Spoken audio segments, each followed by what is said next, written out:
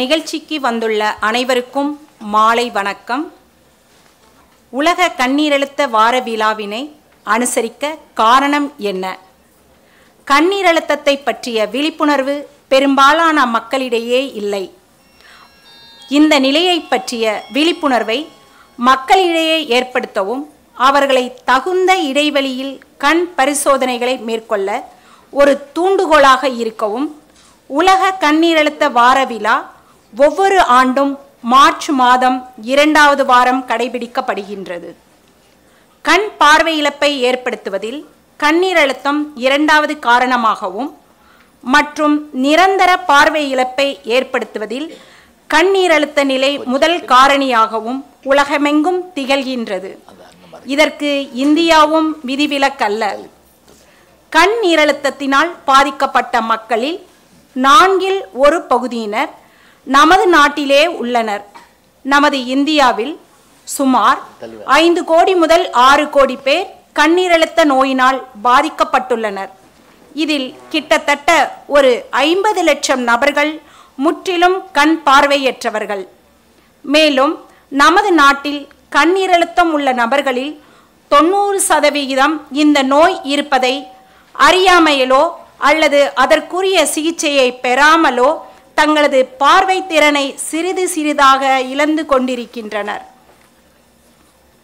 தக்க விழிப்புணர்வை ஏற்படுத்தி சிகிச்சை வலயத்தில் இவர்களை கொண்டு வந்தால் மட்டுமே அவர்களது பார்வை இழப்பதை நம்மால் தடுக்க இயலும்.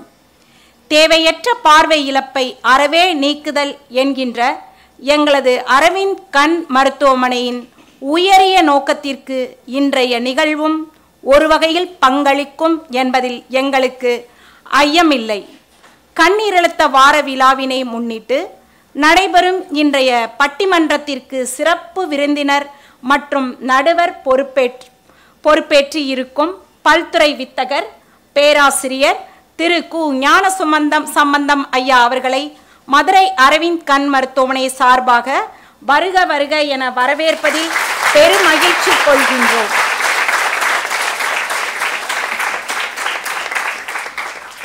பூக்கடைக்கு விளம்பரம் தேவையில்லை. இலக்கிய உலகிலும் பட்டிமன்ற துறையிலும் திரைத்துறையிலும் ஐயாவை அறியாதோர் யாரும் இல்லை. தமிழ் அறிந்த எல்லோரும் ஐயாவை அறிந்திருப்பார்கள்.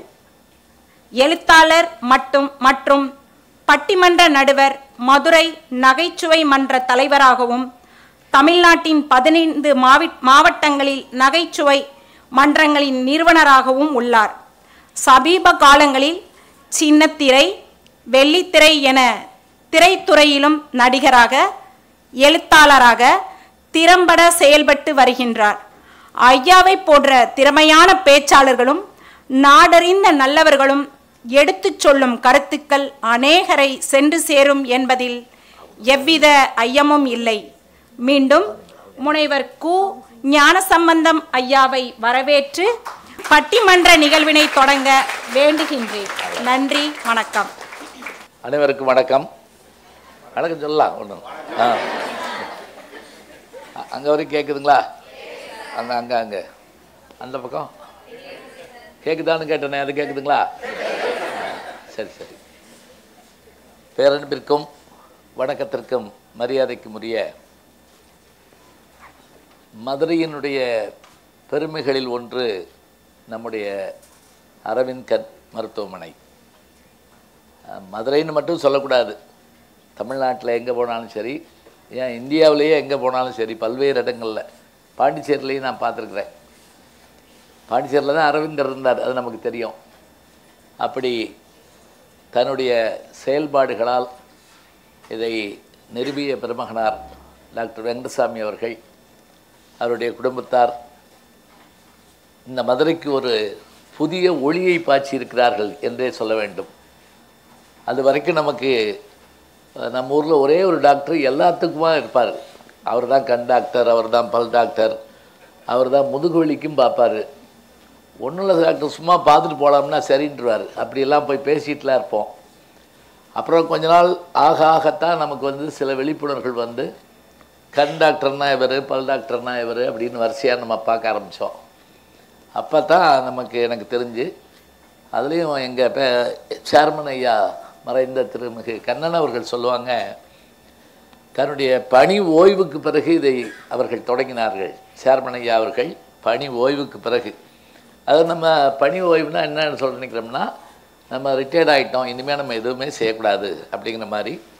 இல்லைன்னா அப்படி ஆக்கி விட்டுருவாங்க நம்ம ஊரில். என்னங்க கோவப்படுற, எத்தனை நாளைக்கு கோவப்பட போகிறாரு, நீ என்ன 2 மாதம் அப்புறம் என்ன ரிட்டையர்ட் ஆயிரும், ஏறத்தாழ அவரை கொண்டு போய் விளிம்பில் நிப்பாட்டி விட்டுருவாங்க அப்படியே.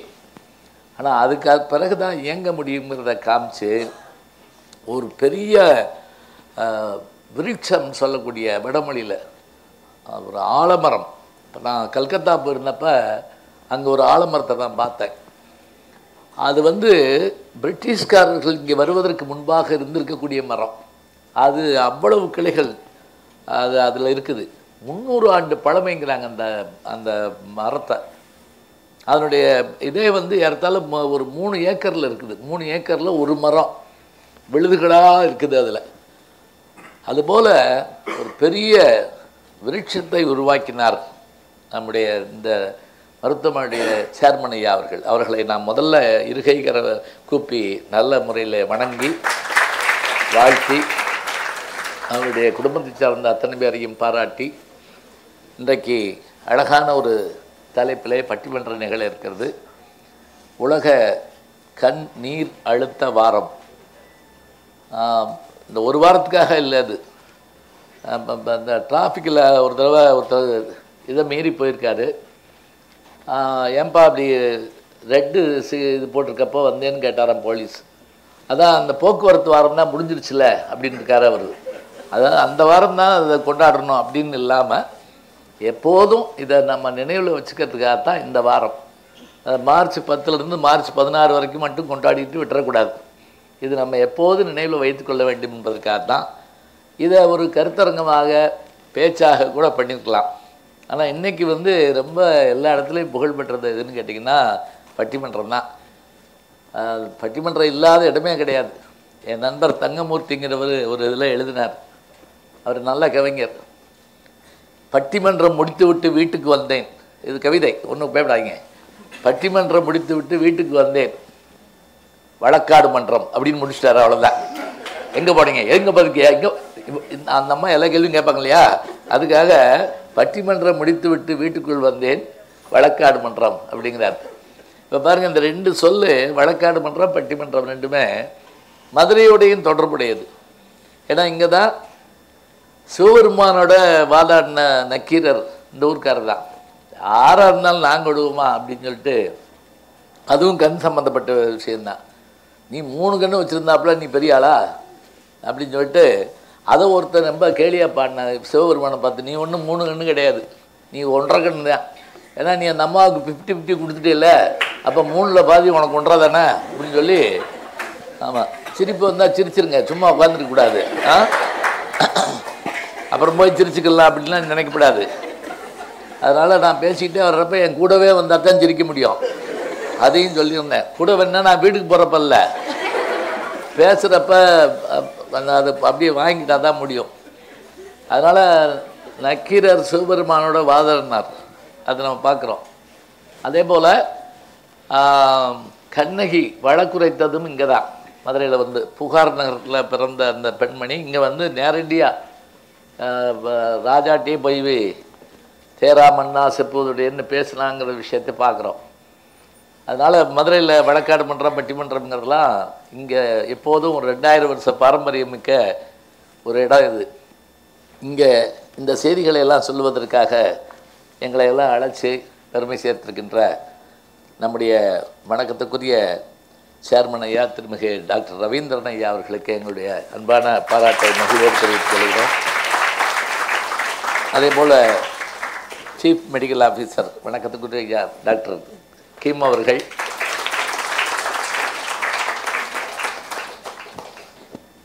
ஹியூமன் ரிசோர்ஸுடைய பொறுப்பாளராக இருந்து இயக்குநராக இதனை திறம்பட நடத்துகின்ற வணக்கத்துக்குரிய டாக்டர் உஷா மேடம் அவர்கள்,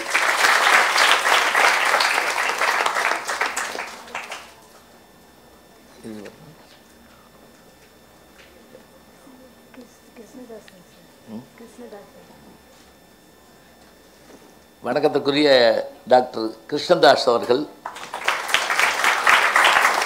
மற்றும் நம்முடைய இந்த நிகழ்விலே நம்ம எல்லாம் வரவேற்று சிறப்பிக்கின்ற சீஃப் என்ஜினியர் திருமிகு டாக்டர் பாலகிருஷ்ணன் அவர்கள், எங்களை ஒருங்கிணைத்த பெருமை யாருக்கு உண்டு என்றால் வணக்கத்துக்குரிய பிஆர்ஓ திருமிகு ராமநாதன் அவர்கள், அவர்களுக்கு என்னுடைய அன்பு பாராட்டை நாங்கள் மகிழ்வோடு தெரிவித்துக் கொள்கிறோம். இவை எல்லாவற்றுக்கும் மேலாக வரவேற்புரை நிகழ்த்திய மேடம், அவங்க கவுன்சிலிங் துறையை சார்ந்தவங்க நினைக்கிறேன், பானுமதி அவங்களுடைய பேர், ரொம்ப அற்புதமாக பேசினாங்க, ரொம்ப நல்லா இருந்தது, அவங்களுடைய குரல் வளம் நல்லா அறிமுகப்படுத்துனாங்க, அதுவே சிறப்பு. ஏன்னா அந்த அறிமுகம்ங்கிறது ஒரு ஆர்ட், அது ரொம்ப பேருக்கு தெரியாது. அறிமுகம் பண்ணுறோன்னு சில பேர் நம்மளை பயமுறுத்தி விட்டுருவாங்க. அது நான் பல மேடைகளை பார்த்துருக்கிறதுனால சொல்கிறேன். அது சில பேர் இந்த அறிமுகத்தை ஆவேசமாக ஆரம்பிப்பாங்க. சிறப்பு விருந்தினர் யார் இவர், நமக்கே பயமாக இருக்கும். இவர் 1955ஆம் ஆண்டு பிறந்தார், ஏன் அப்படின்னு ஒரு கேள்வி கேட்பார். ஏன் பிறந்தாலும் நான் என்ன செய்யறது? இது மாதிரி இப்படி அறிமுகம் பண்ணோம்னா நமக்கே ஒரு மர்ம படம் பார்க்குற மாதிரி இருக்கும். இயல்பாக பேசுனாங்க. இன்னும் கூட எனக்கு ஒரு அனுபவம் என்னென்னா, ஒரு இதில் பேச போகிறப்ப என்ன யாருன்னே தெரியாத ஒருத்தர் அறிமுகம் பண்ண விட்டாங்க. அவர் என்னன்னா என் பயோடேட்டா வச்சுக்கிட்டு பதுங்கி வந்து என்கிட்ட கேட்டு போகிறார். பின்னாடி வந்து இதென்ன அதென்னான்னு கேட்டு போகிறாரு. நான் அது வேறு சொல்லிக்கிட்டே இருக்கேன், இப்படி திரும்பி எம்முட்டே தான் பேசுறது. நான் சொன்னேன், நானே சொல்லிடுறேன் விடுங்க அப்படின்னு சொன்னேன். இல்லை, அந்த ஃபார்மாலிட்டிஸ் நாங்கள் மாற்ற மாட்டோம், சரி நீ மாற்றாத அப்படின்ட்டு.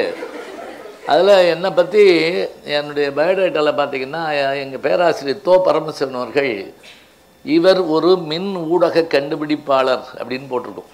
அதாவது என்னை வந்து அறிமுகம் செய்தது எதுன்னா, அவங்க சொன்ன மாதிரி சின்ன திரை, பெரிய திரை, யூடியூப் சேனல், இப்படியெல்லாம் இதெல்லாம் வந்து ஊடகத்துறை என்னை அறிமுகப்படுத்தியது.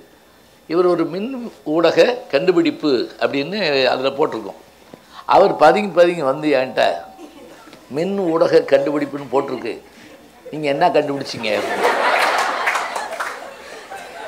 எனக்கு கடுப்புனா தாங்க முடியாத கோபம். டியூப் லைட் அப்படின்னே, டியூப் லைட்னு குறிச்சிட்டு போயிட்டார். அப்புறம் என்ன செய்வீங்க?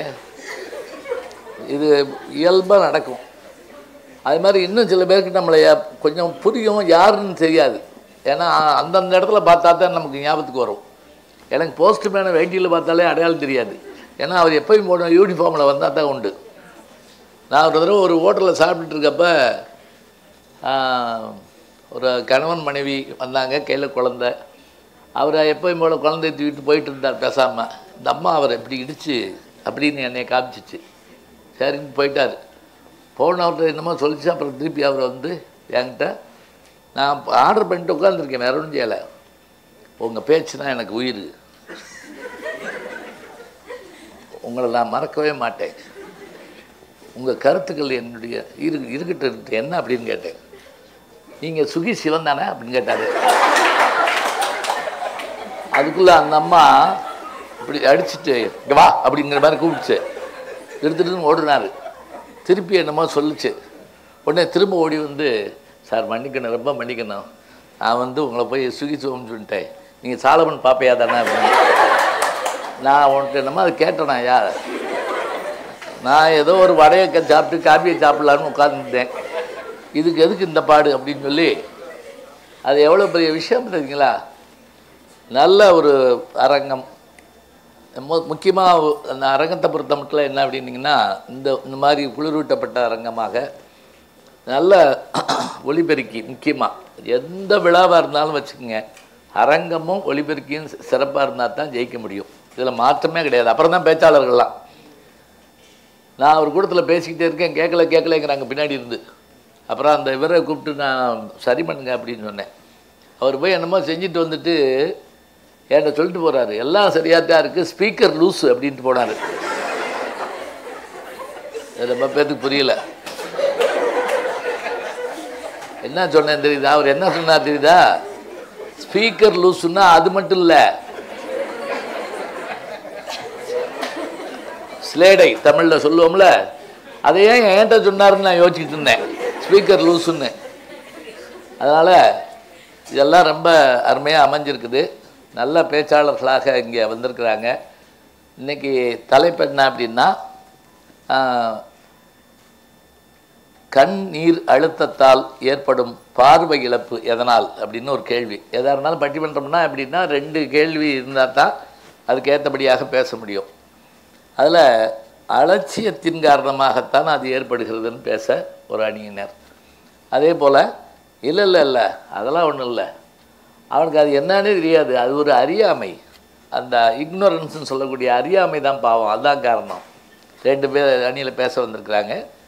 இதில் மருத்துவமனையை சார்ந்தவர்கள் மட்டும் இல்லாமல் பொதுமக்கள் பலரும் இங்கே வந்திருக்கிறாங்க. எல்லாரையும் நான் ரொம்ப மகிழ்வாக வரவேற்கிறேன். குறிப்பாக என்னுடைய நண்பர் வேளாண்மை துறையிலிருந்து ஓய்வு பெற்றக்கூடிய அக்ரி ஆறுமுகம் அவர்கள் இங்கே வந்திருக்கிறாரு. அதே போல் நண்பர் வீராசாமியை பார்த்தேன், வந்திருக்காரான்னு தெரியல, வந்துடுவாருன்னு நினைக்கிறேன். அந்த இருக்கார் அவர் ரொம்ப ஒல்லியாக இருக்கிறதுனால தெரியல எனக்கு. ஒரு கவிஞர் எழுதுவார், அவர் எவ்வளோ ஒல்லின்னா மழையில் கூட நினையாமல் வந்துடுவாராம். மழை பெய்கிறப்ப அப்போ எவ்வளோ ஒல்லின்னு தெரியுதா, மழை பெஞ்சா அதுக்குள்ளே வந்துடுவாராம், 2 தூறலுக்கு நடுவில் வந்துடுவாராம். அப்படி அவர்களுக்கும் அவருடைய புதல்வியார் வந்திருக்கிறாங்க, அவங்களுக்கு என்னுடைய பாராட்டை சொல்லிவிட்டு. பாப்பா தான், சரி, இவங்க வந்திருக்காங்களா, சரி, ரைட். இப்போ இங்கே பேச வந்திருக்கின்ற பெருமக்கள் அவங்க நல்ல தயாரிப்போடு வந்திருக்கிறாங்க.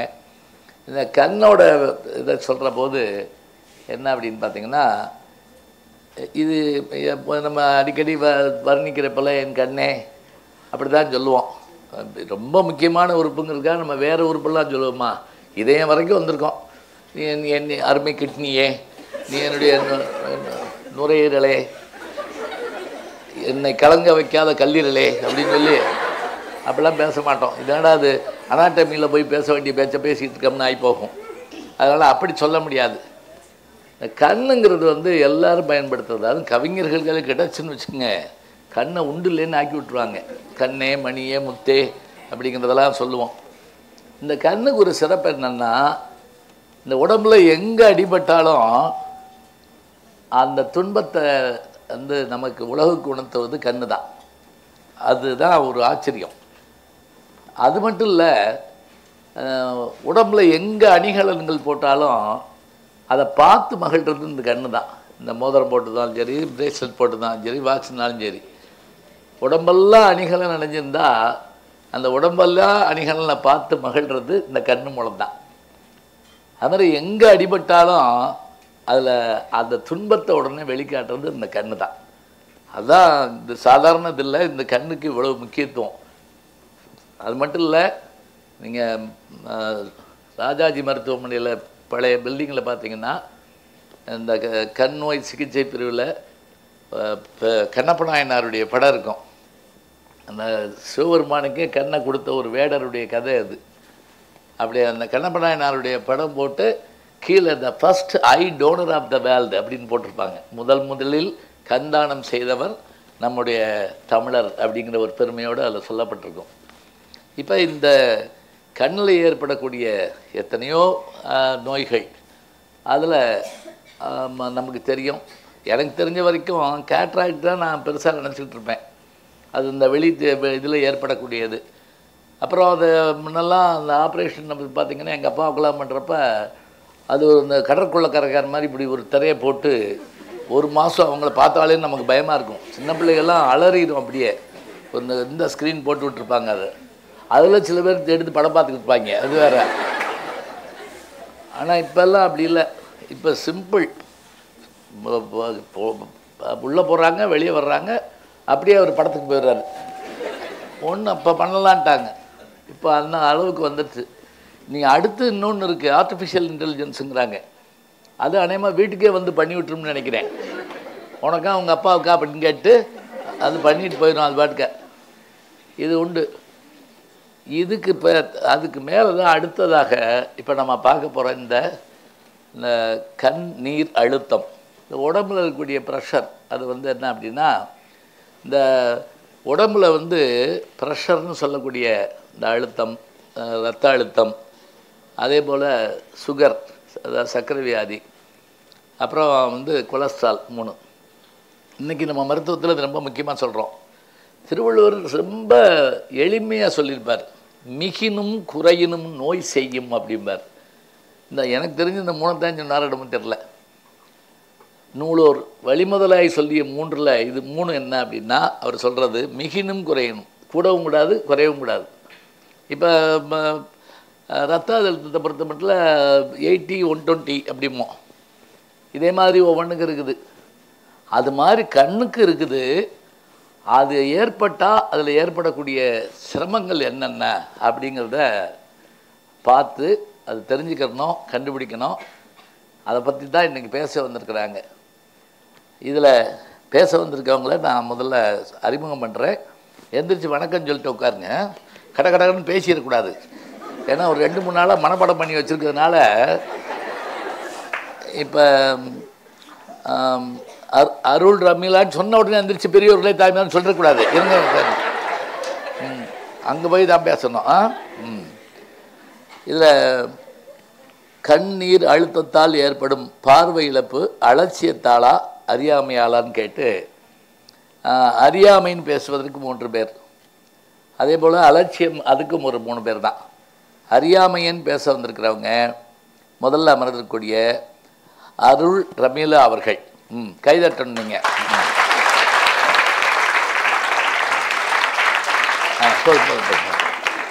போதும். என்ன இப்படி ஆர்வமாக இருக்கீங்க? அதே அணியிலே பேசுவதற்காக வந்திருக்கக்கூடிய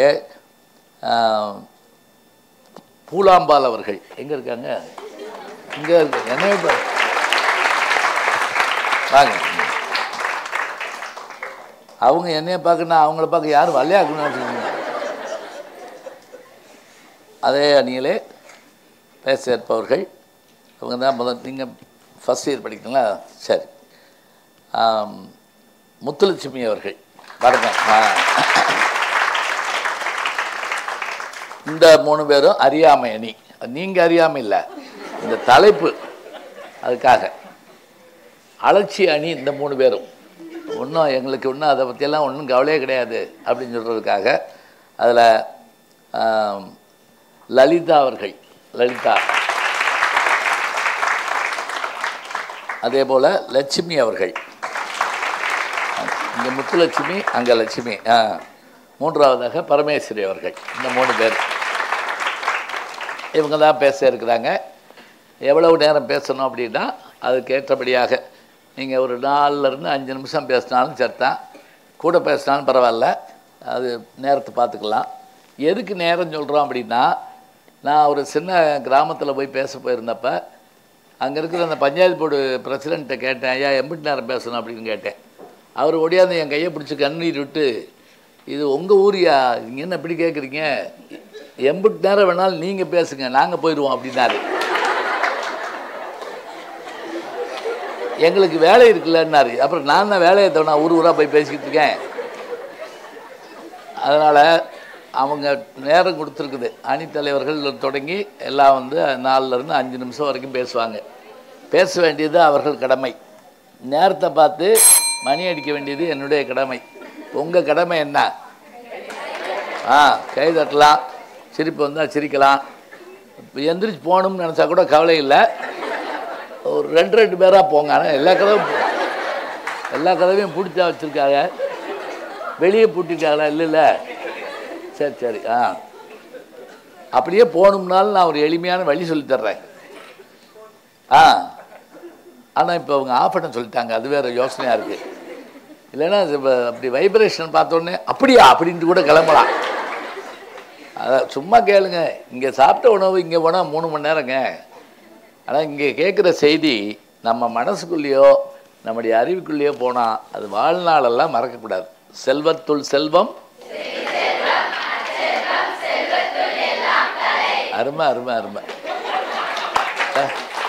நான் ரொம்ப பாராட்டுறேன். இங்கே தமிழ் டெஸ்ட் வச்சு தான் எடுப்பீங்களா? அதான் உண்மைதான். ஏன்னா இவ்வளவு இது அழகாக யாருமே சொன்னதில்லை. நான் ஒரு இங்கே முன்னாடி கேமராக்காக வேற ஒன்றும் இல்லை. அந்த 3 சீட்டு எங்கது இப்படி இருந்திருக்கேன்.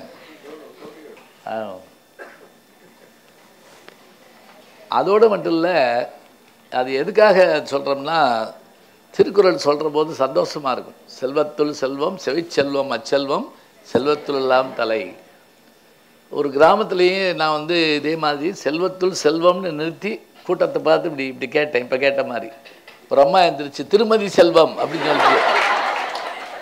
அது நல்ல அது அப்படியே மனப்பாடம் ஆயிடாமல் இருக்கிறதுக்காக தான். செல்வத்துள் செல்வம், செவி செல்வம் தான், திருமதி செல்வம்லாம் இல்லை. அது அது சீரியல் வந்த இது. அதனால் அந்த செய்தி நம்ம காதுக்குள்ளே கேட்கணும். கேட்டுட்டு நல்லா பேசுனாங்க, அருமையாக இருந்துச்சுன்னு போயிடக்கூடாது. என்னன்னா இதில் சொன்னபடி ஒரு வேளை நமக்கு இந்த பாதிப்பு இருந்தால், பாதிப்பு வராமல் பார்த்துக்கிறோம். நம்பர் 1. வந்துட்டா என்ன செய்யணுங்கிறதையும் நம்ம பார்க்கணும். அதுதான் முக்கியம். பட்டிமன்றம் நல்லா இருந்துச்சு, அதெல்லாம் இல்லை. இப்போ அதுக்கு இந்த பட்டிமன்றம் போடல. ஒரு தடவை MS உதயமூர்த்தி இந்த நாட்டில் வரதட்சணம் கொடுமை அதிகமாக இருக்குன்னு ஒரு கட்டுரை எழுதியிருக்காரு. எல்லாரும் பாராட்டி அவரை தொடர்ந்து எழுதுங்கன்னு இருக்காங்க. ஏலே வாங்கக்கூடாதான்னு சொன்னால் தொடர்ந்து எழுதுங்களா? அப்போ நீ வாங்கிட்டே இருப்பேன், நான் எழுதிட்டே இருப்பேனா? இது எதுக்காகனா விழிப்புணர்வு. அது பாருங்க, விழிப்புணர்வுலையே கண்ணில் தான் சொல்கிறோம். இப்போ ஒன்றும் இல்லைங்க, இதுக்கு நகை கண்ணு பேர். இந்த நம்ம நகம் இதுக்கு இது நியாயப்படி என்ன விரல் நகம் அப்படின்னா நகை கண்ணுங்கிறாங்க.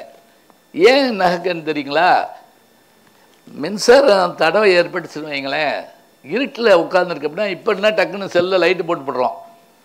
என்ன செய்வோம்னா, இருட்டாக இருந்தால் எந்திரிச்ச உடனே முதல்ல இப்படியுமோ செவரா, பீரோவா, தூணா, இல்லை பேசாமல் நிற்கிற ஆளா அப்படின்னு சொல்லி நம்ம பார்க்குறதுக்கு இந்த விரலை யூஸ் பண்ணுறோம் பார்த்தீங்களா? இது கண்ணோட வேலையை பார்க்குதான். இந்த கண் என்ன செய்யுமோ அது மாதிரி பார்க்குதான். அதனால் இதுக்கு நகைக்கண்ணு பேர். அதனால் இதை நீங்கள் வெறும் ஒரு பொழுதுபோக்கு இல்லை, இது பொழுதை ஆக்குகிற ஒரு செயல்பாடாக வச்சுக்கோங்க. அருமையாக பேச இருக்கிறாங்க. பட்டிமன்றம் தொடங்குது. இதோ கண் நீர் அழுத்தத்தால் ஏற்படும் பார்வை இழப்பு எதனால்? அறியாமையினாலா, அலட்சியத்தினாலா? அறியாமையினால்தான் என்று பேசுவதற்காக அருள் ரமீலா அவர்களை அன்போடு அழைக்கிறேன். வாங்க.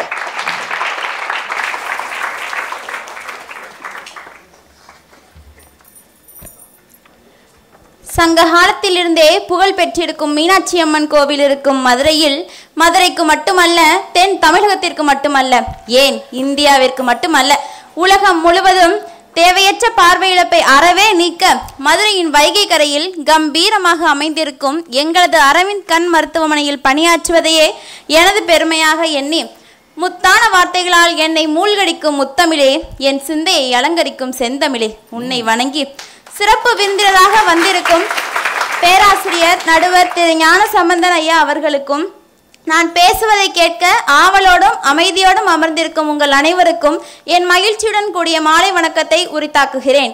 கண்ணீர் அழுத்தத்தினால் பார்வை இழப்பதற்கு காரணம் அறியாமையே என்னும் தலைப்பில் பேச வந்துள்ளேன். கண்ணீர் அழுத்தம் அப்படின்னா என்ன? அதை நம்ம கிளக்கோமா அப்படின்னு சொல்லுவோம். நம்ம கண்ணில் இயற்கையாகவே அக்வஸ் ஹியூமர் அப்படின்னு ஒரு திரவம் சுரக்குது.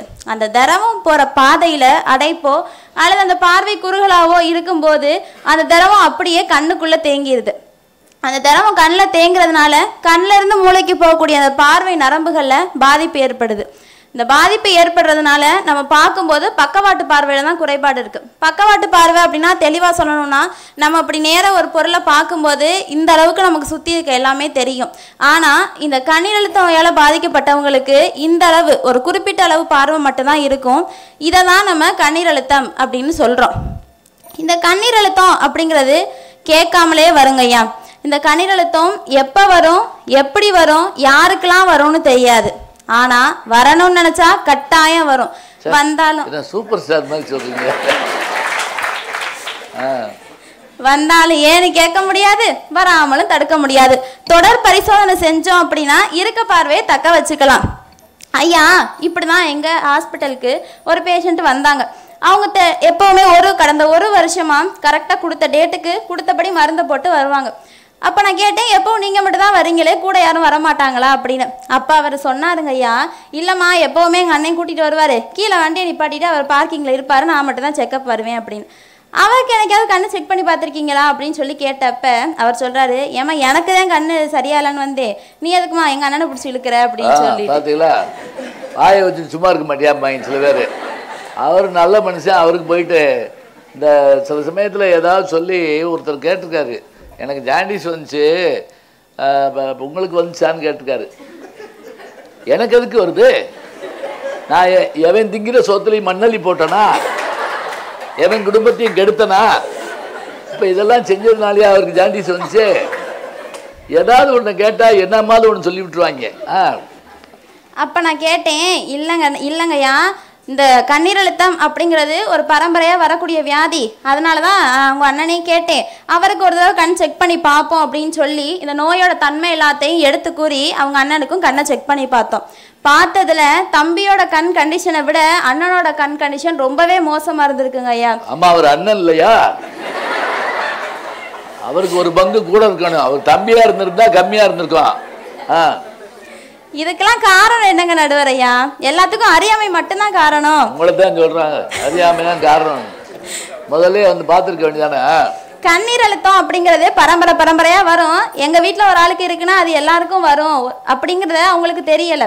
இந்த பரம்பரையா வரக்கூடிய வியாதி அப்படிங்கிறத பத்தி அவங்களுக்கு அந்த அறியாமை இருந்ததுனால மட்டும்தான் இது இவ்வளவு மோசமா அவங்க பார்வை இழந்திருக்காங்க ஐயா. அதே மாதிரி இந்த படத்துல நிறைய பேர் சொல்லி பார்த்துருக்கோம், ரிஸ்க் எடுக்கிறதுலாம் எனக்கு ரஸ்க் சாப்பிட்ற மாதிரி அப்படின்னு.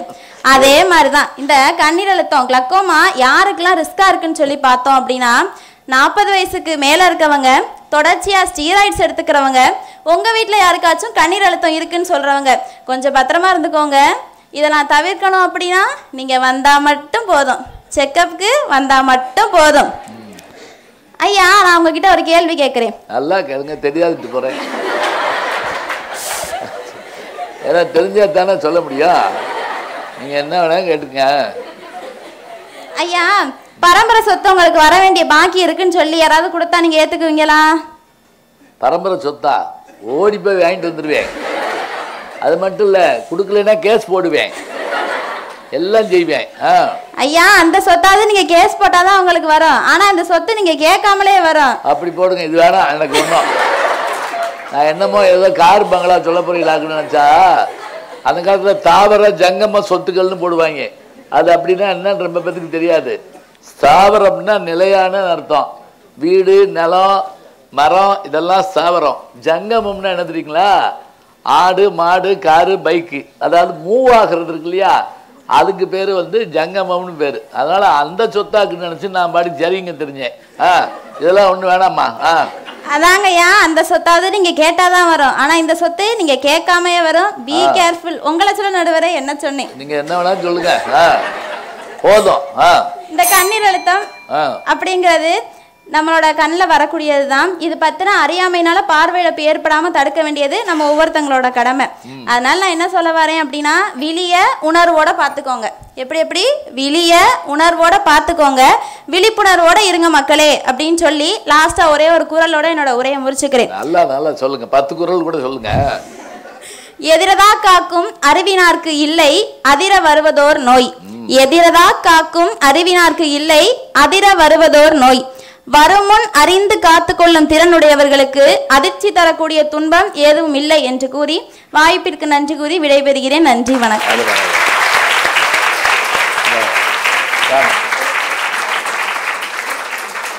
உண்மையிலே ஓப்பனிங் பேட்ஸ்மேனு பிரமாதமா 4 6 அடிச்சுட்டாங்க. ரொம்ப ரொம்ப நல்லா இருந்தது. எளிமையா தெளிவா இவ்வளவு சொன்னா போதுங்க. இது என்ன, இந்த நோய் என்ன, எங்க வரும், எப்படி வரும், வந்தா என்ன செய்யும், இந்த அவங்க சொல்றாங்க பாருங்க. அந்த விழித்திரைக்கு வரக்கூடிய அந்த இதுல அடைப்பு ஏற்பட்டால் அது அப்படித்தாங்கிறத அவங்கவுங்களுக்கு தெரியாது. அது தெரியாமல் இருக்க போய் தான் அது அறியாமை அப்படிங்கிற விஷயத்தை அவங்க சுட்டி காட்டுறதோடு மட்டும் இல்லாமல் கூட வர்றவங்களையும் ஒரு பார்வை பார்த்துட்டா நல்லது. இந்த தலைப்பு வந்தபோது நண்பர் வீராசாமி அவர்கள் எனக்கு சில குறிப்புகள்லாம் அனுப்பியிருந்தார். அதில் ஒரு செய்தி கூட படித்தேன். இந்த பக்கவாட்டு பார்வைன்னு சொன்னாங்க பாருங்க, அது குறைஞ்சி போகுங்கிறதுக்கு அந்த சாப்பாட்டில் ஒருத்தர் என்ன பண்ணுவாராம், அவருக்கு இந்த பக்கம் வைக்கப்படுற உணவுலாம் சாப்பிடவே மாட்டாராம். அது என்னன்னு பார்த்தா அவருக்கு அது கண்ணுக்கே தெரியாமல் இருந்திருக்கு. இந்த பக்கத்தில் இருக்கிறதே தெரியாமல் இருந்திருக்கு. அதை ரொம்ப நாள் கழித்து அவங்களுடைய மனைவி கண்டுபிடிச்சிருக்காங்க. ஏன் இவர் இதை சாப்பிட மாட்டேங்கிறாருன்னா அவருக்கு பிடிக்கும் பிடிக்காதுன்னா இல்லை, அது இருக்கா இல்லையான்னு தெரியலன்னா அப்புறம் என்ன பண்ணுறது. இன்னொன்று, நம்ம எந்த நோயாக இருந்தாலும் சொல்ல மாட்டோம். அதை தான் அவங்க சொல்கிறாங்க, சொல்லவும் மாட்டோம். வெளியே தெரியக்கூடாதுங்கிறதுக்காக எப்படியாவது தடுமாறியாவது நடந்து முட்டி மோதியாவது வந்துடுவோமே தவிர வாயை திறந்து சொல்ல மாட்டோம். அதனால் இந்த நோய் இப்படி இதனால் வரும், இப்படி தான் என்னுடைய தன்மை, நம்ம தடுக்கணும்னு நினைக்கிறோம், அது தடுக்க முடியாது. ஏன்னா அது வந்தே தீரும்ட்டாங்க, வேறு வழி கிடையாது. அதுக்கு ஒரு திருக்குறள்னு சொன்னாங்க. அந்த திருக்குறளுக்கான பொருள் என்ன தெரியுங்களா? இப்போ நம்ம அடிக்கடி உடம்புல ப்ரெஷர், சுகர், பிபி இதெல்லாம் செக் பண்ணிக்கிட்டே இருந்தால் நல்லதும்பாங்க. செக் பண்ணுறது தான் என்னென்னா மேல்நாடுகளில் வழக்கம் உண்டுங்க. ஒரு ஆண்டு இது குறிக்கிற போது அவங்க சில பல்லு எப்போ போய் காட்டுறணும் டாக்டர்கிட்ட அப்பாயின்மெண்ட் வாங்கி வச்சிடணும். அங்கெல்லாம் நம்ம வாட்டுக்கு சும்மா இருக்கீங்களா டாக்டர் வரட்டுமாலாம் கேட்டு வர முடியாது அங்கே. அப்போ அக்டோபரா இந்தது, இப்போ ஜூலையா டாக்டர், இப்படி உடம்பு முழுவதும் செக்கப்பா, இப்படி அவங்க டேட் போட்டு வாங்கி வச்சுக்கிடுவாங்க. நம்ம நாட்டில் ஒரு வழக்கம் என்னன்னு கேட்டிங்கன்னா, ஏதாவது வந்தாலும் ஒழிய டாக்டர்கிட்ட போக மாட்டோம். சும்மா போய் அவரை பார்த்து என்ன செய்ய சொல்கிற, நல்லா தானே இருக்குது பல்லு, நல்லா தானே இருக்குது கண்ணு, அப்படியே பழகுவோம். அது நல்லா தான் இருக்கணுங்கிறதுக்காகத்தான் நம்ம தொடர்ந்து பார்க்கணுங்கிறது முக்கியம். வண்டியை சர்வீஸ்க்கு விட்டுறோம்ல, குறிப்பிட்ட ஒரு கிலோமீட்டர் ஆனவுடனே சர்வீஸ்க்கு விடுறோம். அதுபோல் அந்த எதிரதா காக்கும் அறிவுனா என்ன அப்படின்னா, அதிர வருகின்ற நோய் எதுவும், அதாவது துன்பம் எதுவும், இந்த இடத்துல நோயின்னா நீங்கள் என்னென்னா டைரெக்டாக நோயின்னு நினைக்க வேண்டாம், டிசீஸ் இல்லாது. அது என்ன அப்படின்னா, வாழ்க்கையில் ஏற்படக்கூடிய துன்பம் என்ன அப்படின்னா, எதிரதா காக்கும் அறிவு, இது இப்படி செஞ்சால் இது இப்படி ஆகும், அதனால் இதை செய்யாமல் இருந்தால் நல்லது அப்படின்னு அறிவின் மூலமாக வருகின்ற துன்பங்களை தடுக்கின்றவர்களுக்கு பெரிய துன்பம் வராது. இதுதான் திருவள்ளுவருடைய வார்த்தை. எதிரதா காக்கும் அறிவினார்க்கு இல்லை அதிர வருவதோர் நோய். இதை ரொம்ப ரொம்ப அழகாக எழுதியிருப்பாங்க. இவர் டாக்டர் மெய்யப்ப இவருன்னு நினைக்கிறேன், நம்ம அவைத்தோசாமி அவருடைய பையன், அவங்க இங்கே டாக்டர் இருக்காங்க. அவர் மருத்துவ ரீதியாக திருக்குறளுக்கு உரை எழுதியிருக்கிறார். அதில் இதே குறளுக்கு எழுதியிருக்காரு, நீங்கள் உடம்பை அடிக்கடி பார்க்கலன்னா அதிர வருகிற நோய் என்னன்னு கேட்டிங்கன்னா ஹார்ட் அட்டாக். இந்த அதிர வரக்கூடிய நோய் வராது அப்படிங்கிறத ரொம்ப அருமையாக எடுத்து சொல்லியிருக்காங்க. அவங்களுக்கு நம்முடைய பாராட்ட சொல்லிட்டே இருக்கலாம். இருந்தாலும் அது அறியாமையெல்லாம் ஒன்றும் கிடையாது, அலட்சியம்தான் காரணம் என்று பேசுவதற்காக நம்முடைய லலிதா அவர்கள் வருகிறார்கள். வாங்க.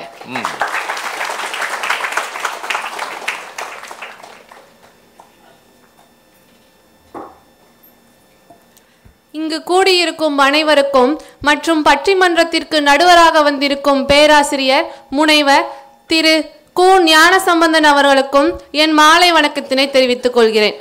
ஐயா, இப்ப எதிரணி சகோதரி பேசினாங்கல்ல, முன்னாடி அவங்க என்ன ஊருன்னு தெரியுமா? அவங்களாம் சிவகங்கைக்காரங்க. பட்டிமன்றத்துக்கு வர்றதுக்காக மதுரை பத்தி எழுதி படிக்க வந்திருக்காங்க. அப்படியா? நானே மதுரைக்காரி. உங்களுக்கு தெரியாத ஒண்ணும் இல்ல, நம்ம நடுவர் அவர்களே மதுரைக்காரங்க தான். நமக்கு தெரியாத நம்ம மதுரையை பத்தி. அதானே. இனிமே வர்றவங்கள ஆதார் கார்டு காட்டினேன். நடுவர் அவர்களே, உங்களுக்கு ஒரு யோசனை வந்திருக்கும்னு நினைக்கிறேன். மருத்துவ பணியில் இருக்கும் பெண்மணிகளுக்கு கருத்தரங்கு பற்றி பேச நேரம் இருக்குமான்னு நீங்க யோசிச்சுட்டு வந்திருப்பீங்கன்னு நினைக்கிறேன். இந்த பட்டிமன்ற முடிவும் கூட மருத்துவ பணியில் இருக்கும் பெண்மணிகளுக்கா அல்லது ஏனைய கண்மணிகளுக்கான ஒரு சிந்தனை உங்களுக்குள்ளே உண்டாயிருக்கும் நடுவர் அவர்களே. அது யார் கண்மணி? ஒரு ரைமா போடுறாங்க. சரி. சமுதாய மக்களுக்கு போய் சேரக்கூடிய நல்ல பதில தீர்ப்பா சொல்வீங்கன்ற நம்பிக்கையில என்னோட தலைப்பான கண்ணீர் அழுத்தத்தால் ஏற்படும் பார்வை இழப்புக்கு அலட்சியமே காரணம்னு நான் பேச வந்திருக்கேன் நடுவர் அவர்களே. சொல்லுங்க. என் வீட்டு பக்கத்துல ஒரு இன்ஜினியர் இருந்தாங்க. அவருக்கு ஒரு விசுவாசமான ஒரு மேஸ்திரி இருந்தாங்க. நல்லா வீடெல்லாம் கட்டி கொடுப்பாங்க. ரொம்ப கைராசிக்காரரு. அவர் ரொம்ப நாள் ஆச்சு வேலை பார்த்து, ரொம்ப வயசாகவும் இன்ஜினியர் கிட்ட என்னால் இதுக்கு மேலே வேலை பார்க்க முடியாது, என் உடம்பு ஒத்துழைக்கல அப்படின்றாங்க. சரி போகிறதான் போகிற, கடைசியாக எனக்கு ஒரு வீடு மட்டும் கட்டி கொடு அப்படின்றாங்க. சரி நம்ம தான் வேலையை விட்டு போகிறோமே, இருக்கிறத வச்சு கட்டி கொடுப்போம் அப்படின்னு சொல்லி ஏனோதானோ ஒரு வீடை கட்டி கொடுத்துட்டாரு. இன்ஜினியர்கிட்ட நான் வீடு கட்டி முடிச்சிட்டேங்க ஐயா அப்படின்னும் அந்த இன்ஜினியர் சொல்கிறாரு, அந்த வீடை நீயே வச்சுக்கோ, இத்தனை வருஷமாக என்கிட்ட வேலை பார்க்குறேல்ல, அந்த வீடை உனக்கே நான் அன்பளிப்பாக கொடுக்குறேன் வச்சுக்கோ அப்படின்றாங்க. அப்போ தான் அவருக்கு தெரியுது, ஆஹா எத்தனையோ பேருக்கு நம்ம கையால் நல்ல நல்ல வீடெல்லாம் கட்டி கொடுத்துருக்கோம், நம்ம அலட்சியத்தினால ஏனோதானோன்னு கட்டின வீடு நம்மளுக்கே இப்போ வர மாதிரி ஆயிடுச்சு, இனிமேல் எந்த இடத்துலையும் இந்த மாதிரி அலட்சியமாக இருக்கக்கூடாது அப்படின்னு சொல்லி நினச்சாருங்க ஐயா. நடுவர் அவர்களே, பொங்கலுக்கு நான் ஊருக்கு போயிருந்தேன். என்னோட பாட்டி ஊரோ தேனி மாவட்டத்துல ஒரு குட்கிராமன்றனால இரவு நேரத்துல குண்டு பல்பு தான் அதிகமா யூஸ் பண்ணுவோம். எனக்கு தெரிஞ்ச ஒரு ஐயா வந்தாரு. இங்க இருந்து வந்தனால என்ன நல விசாரிச்சுட்டு அவரோட கண் தொந்தரவை பத்தி பேச ஆரம்பிச்சாரு. எனக்கு கொஞ்சம் மகிழ்ச்சியா தான் இருந்துச்சு. அப்போ என்னங்க ஐயா தொந்தரவு, என்ன தொந்தரவு அப்படின்னு கேட்கவும், இல்லைம்மா இரவு நேரத்தில் குண்டு பல்பு பார்க்கும்போது வளையமா தெரியுது, இடது கண்ணிலையோ கொஞ்சம் பார்வை மங்களா இருக்குமா, நீ தான் ஆஸ்பத்திரியிலேருந்து வந்திருக்கேல, ஒரு சொட்டு மருந்து இருந்தால் குடுன்னு சொல்லி ஒரு பாட்டில் எடுத்து காமிச்சாரு. வாங்கி பார்க்குறேன், கிளக்கமா மெடிசன். என்னங்க ஐயா இதுக்கு முன்னாடி எங்கே பார்த்துருக்கீங்க, இதுக்கு முன்னாடி செக் பண்ணியிருக்கீங்களான்னு கேட்குறேன். ஆமாம்மா 2 வருஷத்துக்கு முன்னாடி முகாம் போட்டிருந்தாங்க, பார்த்துட்டு ஏதோ கண்ணில் ப்ரெஷரோ சுகரோ எனக்கு ஒன்றும் விளங்கலாமா, இந்த சொட்டு மருந்து டப்பாவை கொடுத்து போடணும், ஆஸ்பத்திரிக்கு வாங்க செக் பண்ணலான்னு சொன்னாங்க. போகணுன்னு தான் நினச்சேன், ஒரு வேலையாக வருது, ஒரு தொட்டா இன்னொரு வேலை, அதை தொட்டா இன்னொரு வேலைன்னு ஒன்றா வந்துச்சு, என்னால் போக முடியல. இப்போதான் நீ ஊர்லேருந்து வந்திருக்கேல, இந்த மருந்து ஏதாவது இருந்தால் கொடு நான் போடுறேன் அப்படின்னாரு. ஐயா இந்த மருந்து டாக்டர் பார்க்காம போட முடியாது, நீங்கள் 1 மாதம்தான் போட்டு நிப்பாட்டிட்டீங்க, எங்கள் மருத்துவமனைக்கு தான் வரணுங்க ஐயா, அங்கே வந்தால் தான் முழு பரிசோதனை பண்ணி பார்த்துட்டு இதை ஆப்ரேஷன் பண்ணி தான் சமாளிக்க முடியுமா இல்லை மருந்து போட்டு பார்க்கலாமான்னு அங்கே வந்தாயா முடிவு பண்ண முடியும் அப்படின்னு சொல்லி சொன்னேன். சரிம்மா நீ அட்ரஸ் எல்லாம் எழுதி கொடு நான் வரேன் அப்படின்னு சொல்லி சொன்னார். சரின்னு சொல்லி அட்ரஸ் எல்லாம் எழுதி கொடுத்துட்டு வந்துட்டேன். 4 நாள் ஆச்சு, 4 நாள் 40 நாள் ஆச்சு, ஆளையே காணுங்க ஐயா. இப்போ போன வாரத்தில் வந்திருந்தாரு. இருக்காரா? நல்லா தான் இருக்காரு. போன வாரத்தில் வந்திருந்தாருங்க ஐயா. நல்லா இருக்காரான்னு கேட்டேன். போன வாரத்தில் வந்திருந்தாரு. என்னங்க ஐயா இவ்வளோ லேட்டாக வரீங்க அப்படின்னா, ஆமாம்மா அறுவடை நேரம் என்னால் வர முடியல அதை விட்டுட்டு அப்படின்னாரு. கண் பரிசோதனை பண்ணி பார்க்கும்போது தான் தெரியுது, கண்ணீர் அழுத்தத்தால் 90% நரம்பு பாதிக்கப்பட்டிருக்கு. மீதி இருக்கிற 10% காப்பாற்றணும்னா கூட அவர் ஆயுசு முழுக்க மருந்து போட்டால் மட்டும்தான் அந்த 10% காப்பாற்ற முடியுங்க ஐயா. கண்ணீர் அழுத்தத்தால் போன பார்வையை மீட்க முடியாது, ஆனால் இருக்கின்ற பார்வையை வேணால் தக்க வச்சு கொள்ளலாங்க ஐயா. இப்போ நம்ம மக்களுக்கு புரியுற மாதிரி ஒரு சின்ன கதை சொல்றேன். ஒரு ஏரி இருந்துச்சு. அந்த ஏரியில 3 வகையான மீன் இருந்துச்சு. ஒரு மீன் பேரு வருமுன் காப்போம், இன்னொரு மீன் பேரு வந்தா சமாளிப்போம், 3வது ஒரு மீன் இருந்துச்சு எனக்கு எதுவும் வராது அப்படின்னு. அந்த ஏரி ஓரத்துல 2 மீன் பிடிக்கிறவங்க பேசிக்கிறாங்க, இந்த குளத்தை நான் குத்தகைக்கு எடுத்திருக்கேன், நாளைக்கு இங்க இருக்கிற மீனெல்லாம் வலைய போட்டு பிடிச்சிடலாம் அப்படின்னு பேசுறத இந்த வருமுன் காப்போன்ற மீன் கவனிச்சிட்டு மற்ற குடும்ப மீனுக்கிட்ட போய் சொல்லுது, இப்படி ஏரிக்கரையில் 2 பேர் பேசிக்கிறாங்க, கொஞ்சம் ஜாக்கிரதையாக இருக்கிறது நல்லது அப்படின்னு சொல்லி சொல்கிறாங்க. அதுக்கு பாக்கி இருக்கிற மீன்லாம் சொல்லுது, அதான் பார்த்துக்கலாம், 15 வருஷமாக இங்கே தானே இருக்கோம், நாளைக்கு மட்டும் நம்மளென்னா பிடிச்சிருவா போகிறாங்க அப்படின்ற தைரியத்தில் இருக்குது. மறுநாள் விடியுது. அப்போ அந்த வருமுன் காப்போன்ற மீன் எப்படியாவது நம்ம இங்கேருந்து தப்பிச்சு போயிடணும்னு சொல்லி ஒரு ரூட்டை கண்டுபிடிச்சி தப்பிச்சு போயிடுச்சு. அந்த வந்தா சமாளிப்போம் மீனும் எனக்கு எதுவும் வராதுன்ற மீனும் மாட்டிக்கிட்டாங்க வழக்குள்ள. இதுலேருந்து நான் என்ன சொல்ல வரேன் அப்படின்னா, நம்ம மக்களும் ஒரு சிலவங்க இருப்பாங்க வருமுன் காப்போன்ற மீன் மாதிரி, ஐயோ இந்த மாதிரி சொல்லிட்டாங்களே நம்ம இதுக்கு முன்னாடியே போய் செக் பண்ணிடுவோன்னு ஒரு சிலவங்க இருப்பாங்க. ஒரு சிலவங்க பார்ப்போம் வந்த பிறகு பார்ப்போம் அப்படின்ற இருப்பாங்க. ஒரு சிலவங்க இருப்பாங்க எனக்குமே எதுவுமே வராது, நம்மளுக்கு எதுவுமே வராது அப்படின்னு இருப்பாங்க. நான் என்ன சொல்கிறேன்னா, எல்லாருமே இந்த வருமுன் காப்போன்ற மீன் மாதிரி இருக்கணும்னு நான் சொல்கிறேன். வர்றதுக்கு முன்னாடியே போய் விழிப்புணர்வோடு செக் பண்ணால் இருக்கிற பார்வையாவது தக்க வச்சுக்கலாம். இதுலேருந்து என்ன சொல்கிறேன்னா, கண்ணீர் அழுத்தத்தால் ஏற்படும் பார்வை இழப்புக்கு அலட்சியம் மட்டுமே காரணம்னு சொல்லி என்னோட உரையை முடித்துக் கொள்கிறேன். நன்றி, வணக்கம். மணி அடிக்க போனேன், அதுக்குள்ளே வந்துட்டாங்க, பரவாயில்ல. ரொம்ப அழகாக சொன்னாங்க. இந்த வீடு கட்டுற கதை உதாரணம் சொல்கிற மாதிரி சொல்லி, அலட்சியங்கிறது எப்படிப்பட்டது. இப்போ நான் பட்டிமன்ற மேடைகளில் சொல்லுவோம், புடவை எடுக்க போனப்போ அவர் அம்மா அவர் கணவர் சொல்லிருக்காரு, உனக்கு எடுக்கிறவங்க எங்கள் அம்மா வந்திருக்காங்கள அவங்களுக்கு ஒன்று எடுத்துருக்கான்னு. உடனே இந்த அம்மா என்ன பண்ணியிருக்கு, தனக்கு 5000 ரூபாய்க்கு புடவை எடுத்துட்டு அவங்களுக்கு சும்மா ஒரு 300 ரூபாய்க்கு புடவை எடுத்துட்டு பேசாமல் கொண்டு கூட சொல்லி கொடுத்துருக்கலாம். ஒரு வேலை பார்த்துருக்கு, இந்த ஸ்டிக்கரை கிழிச்சு அதில் ஒட்டி, அந்த ஸ்டிக்கரை கிழிச்சு இதில் ஒட்டி, அதை கொண்டு ஐயா அத்தை உங்களுக்கு 5000 ரூபாய்க்கு புடவை வாங்கியிருக்கேன், எனக்கு என்ன நான் இப்போ விட்டு 300 ரூபாய்க்கு வாங்கியிருக்கேன். அது சாதாரண கிளவி கிடையாது. ஏம்மா எனக்கு எதுக்கு 5000 ரூபா புடவை, அதனால் இதை நீ கட்டிக்கோ, அந்த 300 ரூபா புடவை ஏண்ட கொடு. ஏன்னா அது மருமகளாக இருந்தானே மாமியார் ஆயிருக்கா, அதுக்கு தெரியாதா?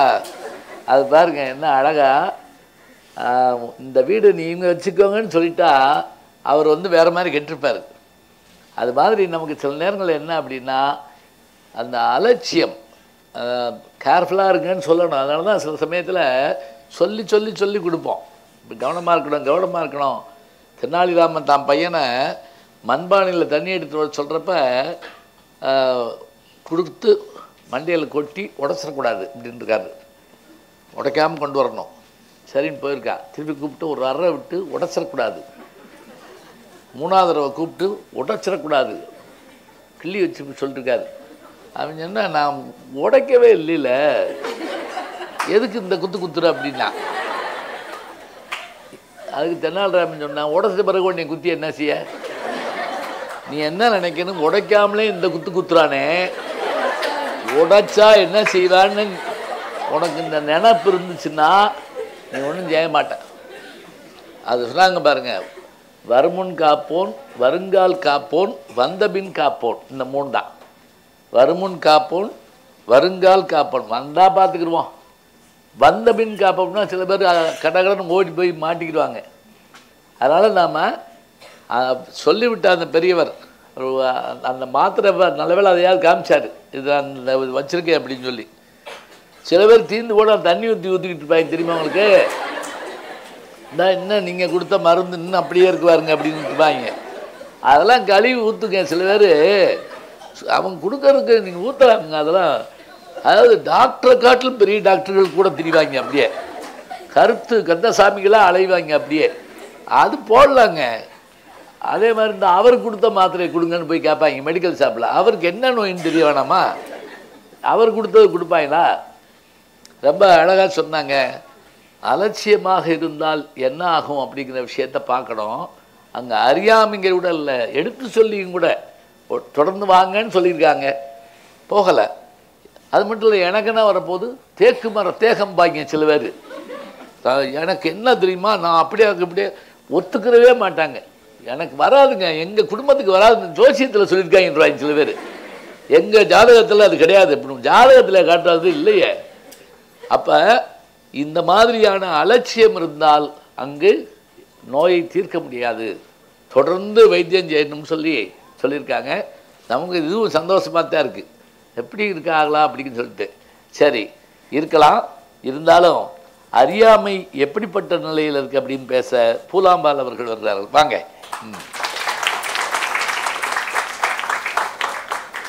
நான் கண்ணென போற்றும் கவித்தமிழை நான் உயிரென போற்றும் உயிர் தமிழே, என் சொல்லை சுவையாக்கும் செந்தமிழே.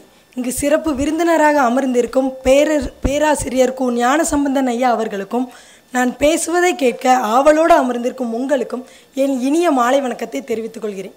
இன்று நான் உங்கள் முன் கண்ணீர் அழுத்தத்தால் ஏற்படும் பார்வை இழப்புக்கு அறியாமையே காரணம் எனும் தலைப்பில் பேச வந்துள்ளேன். எப்பொருள் யார் யார்வை கேட்பினும் அப்பொருள் மெய்ப்பொருள் காண்பது அறிவுன்னு நான் சொல்லலையா, அந்த காலத்துல வள்ளுவர் சொல்லியிருக்காரு. ஒருத்தர் சொல்ற எல்லாத்துக்கும் சொல்லி வச்சிருவாரு. ஒருத்தர் சொல்ற கருத்தை முழுசா கேட்காம அது ஏன் எதுக்கு ஒருத்தர் சொல்ற கருத்தை முழுசா கேட்காம அது ஏன் எதுக்கு எப்படின்னு ஆராய்ஞ்சு அறிஞ்சுக்கிட்டு விழிப்புணர்வை ஏற்படுத்தணும். அறிவுனா என்ன? காதுல கேட்டதையும் எதிரணி பேசுனதையும் காதுல வாங்காம எது சரின்னு தோணுதோ யோசிச்சு நல்ல முடிவா சொல்லுங்கய்யா. உடம்புல குப்பை சேர்ந்தா வயிற்றுல இல்லைங்கய்யா. இந்த திருக்குறள் எனக்காது எதிர்க்கு நினைச்சேன். உடம்புல குப்பை சேர்ந்தா வயிற்றுல தொப்பை சேருன்னு சொல்லுவாங்க. அது மாதிரி தான் கண்ணுல அழுத்தத்தோட குனிஞ்சு ஒரு பார்வை பார்த்துக்கிறாங்க. அப்படியே சும்மா என்னத்தையா சொல்லி விட போய் அதுலேயும் போட்டோ எடுக்கிறப்ப சில பேர் எப்படியே சீக்கிரம் எடுக்க எவ்வளோ நேரம் தான் மூச்சு பிடிச்சி உட்காந்துருக்குறது அப்படின்னு. அது மாதிரி தான் கண்ணில் அழுத்தத்தோட அறியாமையும் சேர்ந்தா பார்வையும் போகும். ஐயா, எதிரணியில் உள்ளவங்க சொல்கிறாங்க ஊருக்கு போனேன்னு. ஏன் அவங்க மட்டுமா ஊருக்கு போனாங்க? அரவிந்த் விடுதலை இருக்கவங்க எல்லாரும் தான் ஊருக்கு போனாங்க. ஏன் நான் கூட ஊருக்கு போனேன். வீட்டில் உட்காந்து எல்லாரும் பேசிகிட்டு இருந்தோம். திடீர்னு பார்த்தா ஒரு பெரிய சத்தம். பயந்துராதீங்கய்யா. என்னன்னு வெளியே போய் பார்த்தா பக்கத்து வீட்டில் எவனோ காசு நகை பொருள் எல்லாத்தையும் திருட்டிட்டு போயிட்டானான். அவன் திருந பொருளை கூட தேடினா கண்டுபிடிச்சிடலாம். கண்ணில் பார்வை திருடன்னு ஒருத்தர் இருக்கான். அவன் பேர் தான் கிளக்கோமா. ஓ, பார்வை திருடன் அவன் பேரு. சூப்பரா இருக்கு. உங்களுக்கு தெரியாது ஒண்ணும் இல்லை நடுவரையா, இங்க இருக்கிறவங்க எல்லாருக்கும் தெரியணும்ல, அதனால சொல்றேன். கண்ணில் பார்வை திருடன்னு ஒருத்தர் இருக்கான். அவன் தான் கிளக்கோமா. அவனுக்கு இன்னொரு பேரும் இருக்கு, சைலண்ட் தீப் ஆஃப் சைட்டு. அவன் கொண்டு போற பார்வையை நம்ம என்ன சிகிச்சை கொடுத்தாலும் திருப்பி கொண்டு வரவே முடியாது. மறுபடியும் சொல்றேன், அவன் கொண்டு போற பார்வையை நம்ம என்ன சிகிச்சை கொடுத்தாலும் திருப்பி கொண்டு வரவே முடியாது. நடுவரையா, ஒரு உண்மை சம்பவத்தை சொல்றேன். எங்கள் கிளினிக்கு ஒரு தெலுங்கு நோயாளி வந்திருந்தாங்க. தெலுங்கு நோயாளின்னு சொன்னோன்னு பார்க்காதீங்க, எங்கள் மருத்துவமனைக்கு எல்லா மொழியும் தெரிஞ்சவங்களும் வருவாங்க. தமிழ், தெலுங்கு, மலையாளம், ஹிந்தி, இங்கிலீஷ்னு எல்லா மொழி தெரிஞ்சவங்களும் வருவாங்க. அப்படி ஒரு பேஷண்ட் வந்திருந்தாங்க. 6 மாதத்துக்கு அப்புறம் ரிவ்யூ செக்கப் கொடுத்துருந்தோம். அந்த பேஷண்ட்டு டெஸ்ட் எல்லாம் முடிச்சுட்டு டாக்டர் எல்லாம் பார்த்துட்டு கடைசியாக என்கிட்ட வந்தாங்க. நான் ஒரு விவரம் சொல்கிற ஆலோசகர். அந்த பேஷண்ட்டை பார்த்த உடனே எனக்கு ரொம்ப சந்தோஷமாக இருந்துச்சு. என்ன சார், கொடுத்த டேட்டுக்கு கரெக்டாக வந்துட்டீங்க, டாக்டர் எல்லாம் பார்த்துட்டிங்களா, சரி உட்காருங்க விவரம் சொல்கிறேன்னு உட்கார வச்சுட்டு ஃபைலை ஓப்பன் பண்ணி பார்த்தா மனசு ரொம்ப கஷ்டமாக போச்சுங்கய்யா. ஏன்னா கண்ணில் ப்ரெஷர் அதிகமாகவும் பார்வை ரொம்ப குறைவாகவும் இருந்துச்சு. நான் அந்த பேஷண்ட்டை கேட்டேன், என்ன சார் கரெக்டாக செக்கப் வந்திருக்கீங்க, மருந்தெல்லாம் போட்டிங்களான்னு கேட்டால் அப்பந்தாங்க ஐயா சொல்கிறாரு, அம்மா போன தடவை செக்கப் வந்திருந்தல்ல, இங்கே டெஸ்ட்டெல்லாம் முடிச்சுட்டு ஊருக்கு போகிற வழியில் பையை தொலைச்சிட்டோம்மா, அந்த பையில் தான் மருந்து சீட்டு மருந்தெல்லாம் வச்சுருந்தேன், நீங்கள் எழுதி கொடுத்த கார்டு மட்டும் பாக்கெட்டில் பத்திரமா வச்சுருந்தோம்மா, அதனால நீங்கள் கொடுத்த டேட்டுக்கு கரெக்டாக வந்துட்டேன், மருந்து எதுவுமே போடலைம்மா அப்படின்னு சொல்கிறாரு ஐயா. நல்லா கேட்டுக்கோங்க, அவருக்கு மட்டும் அந்த காலில் உள்ள நம்பருக்கு ஃபோன் பண்ணி கேட்கணுங்கிறதே தெரியலை. இதுலயே தெரியலையா ஐயா அவரோட அறியாமையை பத்தி? திருநெல்வேலியா? ஆமாங்க, வந்தம்ல அப்படின்ட்டு மதுரைக்காரவங்களா இருந்தா விவரமா இருந்திருப்போம். சரி சரி. இப்போ இருக்க காலகட்டத்தில் டெக்னாலஜி எங்கெங்கேயோ வளர்ந்துட்டு இருக்கு. இப்படி வளர்ந்துட்டு இருக்க டெக்னாலஜிலையும் நிறைய பேர் அறியாம தானேயா இருக்காங்க. 1 ஆ 2 ஒரு நாள் கவுன்சிலிங் பண்ணும்போது வந்து இருந்து பாருங்க ஐயா. எதிரணியில் உள்ளவங்க சொல்லலாம் அலட்சியமா இருக்கிறதுக்கு காரணமே அறியாம தானேயா. கண்ணீர் அழுத்தத்துக்கு முழுக்க அறியாம தான் காரணங்கிறத தீர்ப்பா சொல்லுவீங்க, நம்பி போய் அமர்றேன் ஐயா. நன்றி, வணக்கம்.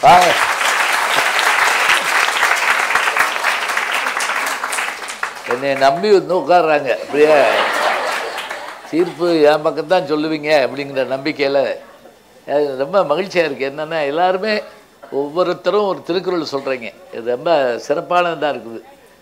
சொன்ன மாதிரி நீங்கள் கூட பட்டிமன்றத்துக்கு வந்துடலாம், எல்லாருமா வந்து சும்மா இருக்கிற நேரத்தில் நீங்கள் கூட்டு போய் அனுப்பிச்சாங்க. நல்லா அருமையாக சொல்கிறீங்க, நல்ல செய்தியாக இருக்குது கேட்குறதுக்கு. சொன்ன மாதிரி அந்த மருந்து சீட்டு காணோம், பாட்டில் காணோம், மாத்திரை காணோம் அப்படின்னா என்னென்னா ஏதாவது ஒரு காரணம் இருந்தால் போதும் நம்ம அது எதையாவது தள்ளி போடுவோம், அவ்வளோதான்.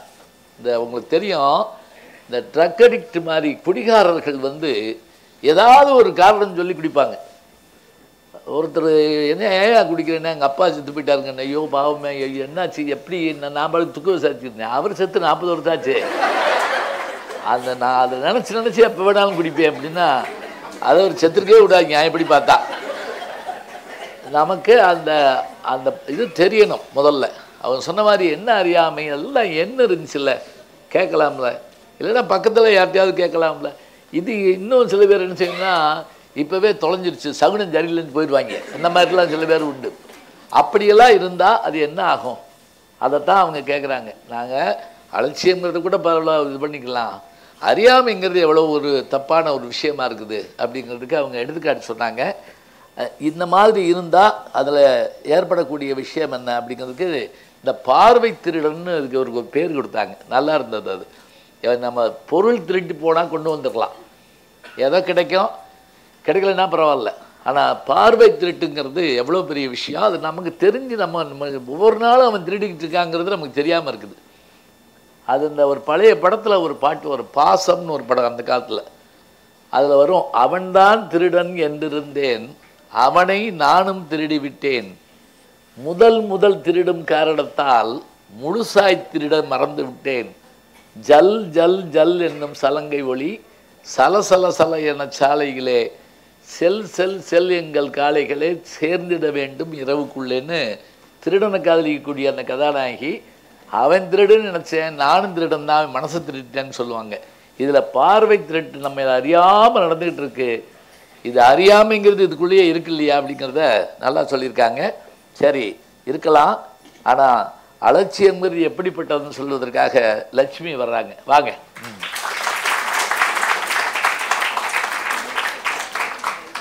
ஹைட் போகுது, பார்த்து யாருங்கம்மா? கேமராவில் தர்றாங்களா? சத்தமத்திரம் வருதுன்னு சொல்லிட்டு. என்னாலும் என்னையாலும் என் தமிழ் அன்னையை வணங்கி பட்டிமன்றத்துக்கு வந்ததொரு அழைப்பு, போட்டிக்கோ தரப்பட்டது நல்லதொரு தலைப்பு, அழைப்பை மகிழ்ந்து தலைப்பை புரிந்து தலைப்பிற்குள் நுழைகிறேன், தாருங்கள் உங்கள் செவிகளை. ஐயா, இந்த குட்டி பொண்ணு என்ன பேச போறான்னு தானே நினைக்கிறீங்க?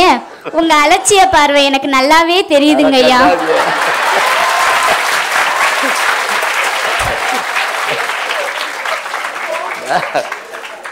உங்களுக்காக பெஞ்சு போடுங்க, சேர் போடுங்க, ஏணிப்படி வைங்க சொல்லிக்கிட்டு இருக்கேன். எனக்கு இந்த ஓரப்பார்வை கடைப்பார்வையெல்லாம் கேள்விப்பட்டிருக்கான், அலட்சிய பார்வைன்னு ஒன்று இருக்கா? நான் இப்போது கண்ணீர் அழுத்தத்தால ஏற்படும் பார்வை இழப்புக்கு அலட்சியமே காரணம்ன்றத பத்தி நான் பேச வந்திருக்கேன். மனுஷங்க வாழ்க்கையில ஆரம்பத்துல இருந்து கடைசி வரைக்கும் ஒருத்தன் கூடவே வருவான், அவன் தாய அலட்சியம். நம்ம சின்ன வயசுலலாம் ஒரு கதை படிச்சிருப்போம், முயலுக்கும் ஆமைக்கும் போட்டி நடந்துச்சு, அதுல முயலோட அலட்சியத்தால ஆமை வந்து வெற்றி பெற்றுச்சுன்னு. வெற்றி வாய்ப்பு என்னமோ இன்னைக்கு வரும் நாளைக்கு போகும், ஆனா போன பார்வை திரும்ப பெறவே முடியாது. அது போலதாயா எங்க விசன் சென்டருக்கு ஒரு பெரியவர் வந்தாரு. அவருக்கு செக் பண்ணி பார்த்ததுல கண்ணில் ப்ரெஷர் இருக்கு அப்படின்னு சொன்னோம். சொன்னதுக்கு அவர் சொன்னாரு, கண்ணில் ப்ரெஷரா, அப்படின்னா என்னம்மா அப்படின்னு சொல்லி கேட்டாரு. எங்க எதிரணி சகோதரி சொன்ன மாதிரி அது திரவத்தால் ஏற்படும் அழுத்தம், கிளக்கோமா பார்வை திருடன் அறிகுறியே இல்லை அப்படின்னு சொன்னதுக்கு அப்புறம் அவர் ஒரு வார்த்தை சொன்னாரு பாருங்க. நான் 15 வயசுல இருந்து நான் விவசாய வேலை பார்த்துக்கிட்டு இருக்கேன், கம்மங்கூழு கேப்பக்கூழு தின்னு வளர்ந்த உடம்பு, ஐயா சொன்ன மாதிரி தேக்கு மர தேகம், எனக்கு எப்படிமா கண்ணில் ப்ரெஷர் வரும் அப்படின்னு சொல்லிட்டு போனாருங்க ஐயா. இதுல இருந்தே தெரியலையா அவங்களோட அலட்சியம் எந்த அளவுக்கு இருக்குன்னு. கிளக்கமா பார்வை திருடன், அவனுக்கு எப்படி தெரியும் இவங்க கம்மங்கூழு கேப்பக்கூழு தின்னு வளர்ந்த உடம்பு, இவங்க ஃபாஸ்ட் ஃபுட் தின்னு வளர்ந்த உடம்புன்னு? அந்த பக்கம் வரக்கூடாதுன்னு தெரியுமா? அதுக்கு இந்த ஏரியா பக்கம் போகக்கூடாது அப்படின்னு தெரியுமா? நோய்க்கு தெரியாது. கம்மங்கூழ் சாப்பிட்டதும் கேப்பக்கூழ் சாப்பிட்டதும். சரி, இங்கதான் செக்கப்க்கு வரல, வேற எங்கேயும் போயும் செக் பண்ணல. விவசாய வேலை பார்த்துக்கிட்டு இருக்கும்போது தான் அவருக்கு பக்கவாட்டு பார்வை குறையிறத அவர் கவனிச்சாரு. அப்பதான் அவருக்கு ஒரு பயம் வருது. உடனே இங்க செக்கப்க்கு வந்தாங்க. இங்க செக் பண்ணி பார்த்ததுல, ஐயா உங்க கண்ணில் ப்ரெஷர் இருக்கு, ப்ரெஷரோட அளவும் கூட கொஞ்சம் அதிகமாக இருக்கு, நீங்கள் இந்த மருந்து ஆயுசுக்கு போட்டால் மட்டும்தான் இருக்கிற பார்வையை காப்பாற்றிக்க முடியும் அப்படின்னு சொன்னோம். சொன்னதுக்கப்புறம் அப்போ தான் அவர் நினைக்கிறாரு, ஆஹா அந்த பொண்ணு அப்பயே சொல்லுச்சே, அப்பயே நான் கேட்டிருந்தேன்னா நல்லா இருந்த பார்வையை நான் காப்பாற்றிருப்பேன், இப்போ இருக்கிற பார்வையை மட்டும்தான் என்னால் காப்பாற்றிக்க முடியுது, நான் இனிமேல் அலட்சியப்படுத்தாமல் கரெக்டாக செக்கப்புக்கு வருவேன்னு சொல்லிட்டு போனாருங்கய்யா. இதுலேருந்து என்ன தெரியுதுங்கய்யா, முழுக்க முழுக்க அலட்சியந்தாயா காரணம். எங்கள் எதிரணி சகோதரி சொல்கிறாங்க, ரிஸ்க் எடுக்கிறதெல்லாம் ரஸ்க்கு சாப்பிட்ற மாதிரின்னு. நீங்கள் ரிஸ்க் எடுங்க, ரஸ்க்கு சாப்பிடுங்க. இப்போ அதுவா முக்கியம்? டெக்னாலஜி எந்த அளவுக்கோ வளர்ந்துக்கிட்டு போகுது, இன்னும் அறியாமன்னு அவங்களே ஒரு அறியாமையில தாயா இருக்காங்க. போறப்ப மண்டையில ஒரு கொட்டு கொட்டிட்டு போங்க. அப்படியே உங்களுக்கு சின்ன திரை வெள்ளித்திரை தாயா தெரியும், நம்ம கண்லயும் ஒரு திரை இருக்குங்கய்யா, அதுதான் விழித்திரை.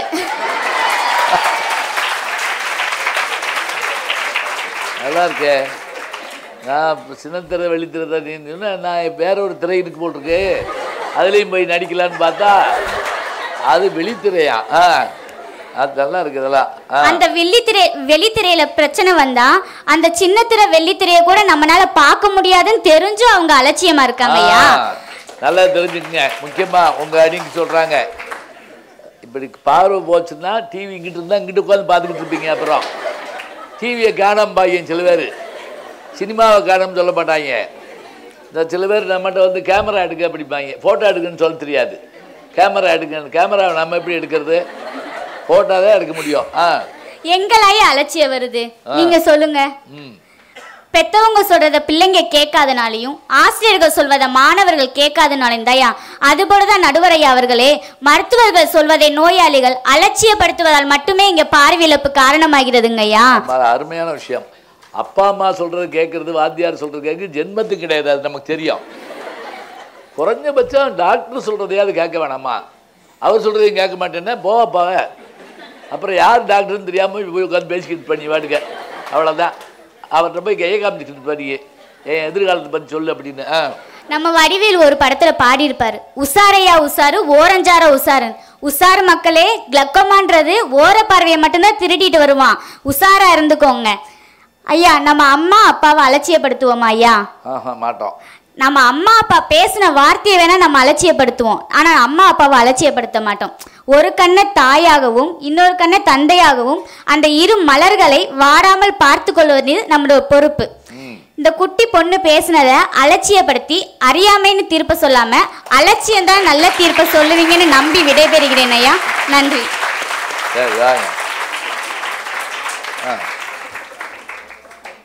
அதானே, கடுகு சிரித்தாலும் காரம் குறையாது. உடனே கமெண்ட்ஸ் பாருங்க, இந்த பின்னூட்டம்னு போடுற மாதிரி. அவன் சொன்ன மாதிரி அந்த குட்டி பொண்ணுலாம் நாங்கள் அலட்சியமாலாம் பார்க்கல. ஏன்னா எந்த எந்த எந்த இதில் சொல்லுவோம் இல்லையா, எந்த பூவுக்குள்ளே எப்படி தேன் இருக்குன்னு தெரியாது. அதே பழமொழியை சொல்லிட்டே தெரியக்கூடாது. எந்த புத்துல எந்த பாம்பு அப்படி சொல்லியா அதையே சொல்லிட்டு இருக்கக்கூடாது. எந்த பூவில் எவ்வளோ தேன் இருக்கும் அப்படி பழகணும். அப்படி பண்ண நல்ல விஷயம். பாருங்க எவ்வளோ அருமையான விஷயங்களை ரொம்ப சாதாரணமாக பேசுகிறாங்க. இதுதான் இந்த தமிழுக்கு கிடைச்சிருக்கக்கூடிய ஒரு பெரிய சிறப்பு. என்ன அப்படின்னா, இதுக்காக என்ன ஒரு 6 மாதம் ட்ரைனிங் எடுத்தாங்க இல்லை, ஆனால் பேசுறதுங்கிற ஆர்வமும் செய்திகளும் அவங்க சொல்கிற மாதிரி புது புது செய்திகள் நம்ம சொல்கிறதப்ப ஒவ்வொரு சொல்லை பயன்படுத்த சொல்கிறாங்க. ஓரப்பார்வை திருட்டுன்னு உள்ளே நுழைஞ்சு அது திரும்பி வர முடியாதுங்கிற இதை பார்க்கணும். அலட்சியம்னா சொன்னபடி கேட்கலன்னு என்ன ஆகும்? அப்பா அம்மா சொன்னபடி கேட்கலன்னா பரவாயில்ல, வாத்தியார் சொன்னபடி கேட்கலன்னா பரவாயில்ல. முந்தியெல்லாம் அடிப்பாங்க, அப்பா அம்மா அடிப்பாங்க, வாத்தியாருக்கெல்லாம் அடிக்கிறதுக்கு உரிமை உண்டு. இப்போ அடிக்கக்கூட வேணாங்க, லேசாக உத்து பார்த்தா போதும், கொலை முயற்சி அப்படின்றாங்க. உடனே போலீஸ் வந்து வாத்தியாரை கூப்பிட்டு போயிடுது. என்ன எதுன்னு கேட்க மாட்டாங்க. இங்கே போன பார்வை திரும்பாதுங்கிறாங்க. அதுதான் பெரிய கஷ்டம். எதை இழக்கிறோம்னு தெரியாமல் இழந்துட்டோம்னா என்ன ஆகிறது? அதை ரொம்ப அற்புதமாக சொல்கிறாங்க. அலட்சியமாக இருக்கிறதுங்கிறது அது எவ்வளோ கொடுமையான ஒன்று. அது அறியாமையை காட்டிலும் கொடுமை. ஏன்னா அறியாமை எடுத்து சொல்லுவாங்க. அப்படி சொன்னதை வாங்கிடலாம். நீ சொல்லு, அதை பற்றி எனக்கு கவலை இல்லைன்னு சொன்னால் அதில் வந்து நியாயம் இல்லை அப்படிங்கிறத ரொம்ப அழகாக சொல்லியிருக்கிறாங்க. அவர்களுடைய அந்த நல்ல வெடிப்பான துடிப்பான பேச்சுக்கு நம்முடைய பாராட்டை சொல்லி இருக்கலாம். இருந்தாலும் கூட அறியாமை வந்து எப்படிப்பட்டதுங்கிறத சொல்கிறதுக்காக நிறைவு பேச்சாளராக முத்துலட்சுமி அவர்கள் வருகிறார்கள். வாங்க. அவைக்கு, என் இறைக்கு, என் தாய் தமிழுக்கு என் அன்பான தலைவணக்கம். அவையில் இருக்கும் நடுவர் திரு ஞானசம்பந்தன் ஐயா அவர்களுக்கு எனது மறுவணக்கம். மக்கள் பெருங்கடல் பார்த்து மகிழ்ச்சிக்குள் அறிவை விரிவிசை அகண்டமாக்கு விலாச பார்வையால் விழுங்கு உலகை எங்கும் பாரடா இப்புவி மக்கள் பிரிவை எங்கும் வேதமுள்ளேன் என்ற பாரதிதாசனாரின் வரிகளை மனதில் கொண்டு கண்ணீர் அழுத்த நோயின் பார்வை குறைபாட்டிற்கு அறியாமையே காரணம் என்ற தலைப்பில் உங்கள் முன் பேச வந்துள்ளேன். எண்ணணி சார்பாகவும் எதிரணி சார்பாகவும் எங்களது பேச்சிலும் கருத்துண்டு என கேட்பதற்காக ஆவலுடன் அமர்ந்திருக்கும் அனைவருக்கும் எனது முத்தான மாலை வணக்கத்தை தெரிவித்துக் கொள்கிறேன். பாட்டிக்கு மட்டும் இல்ல கிளக்கோமா, பாட்டிக்கு மட்டும் வராது, பாட்டிக்கும் வரும்.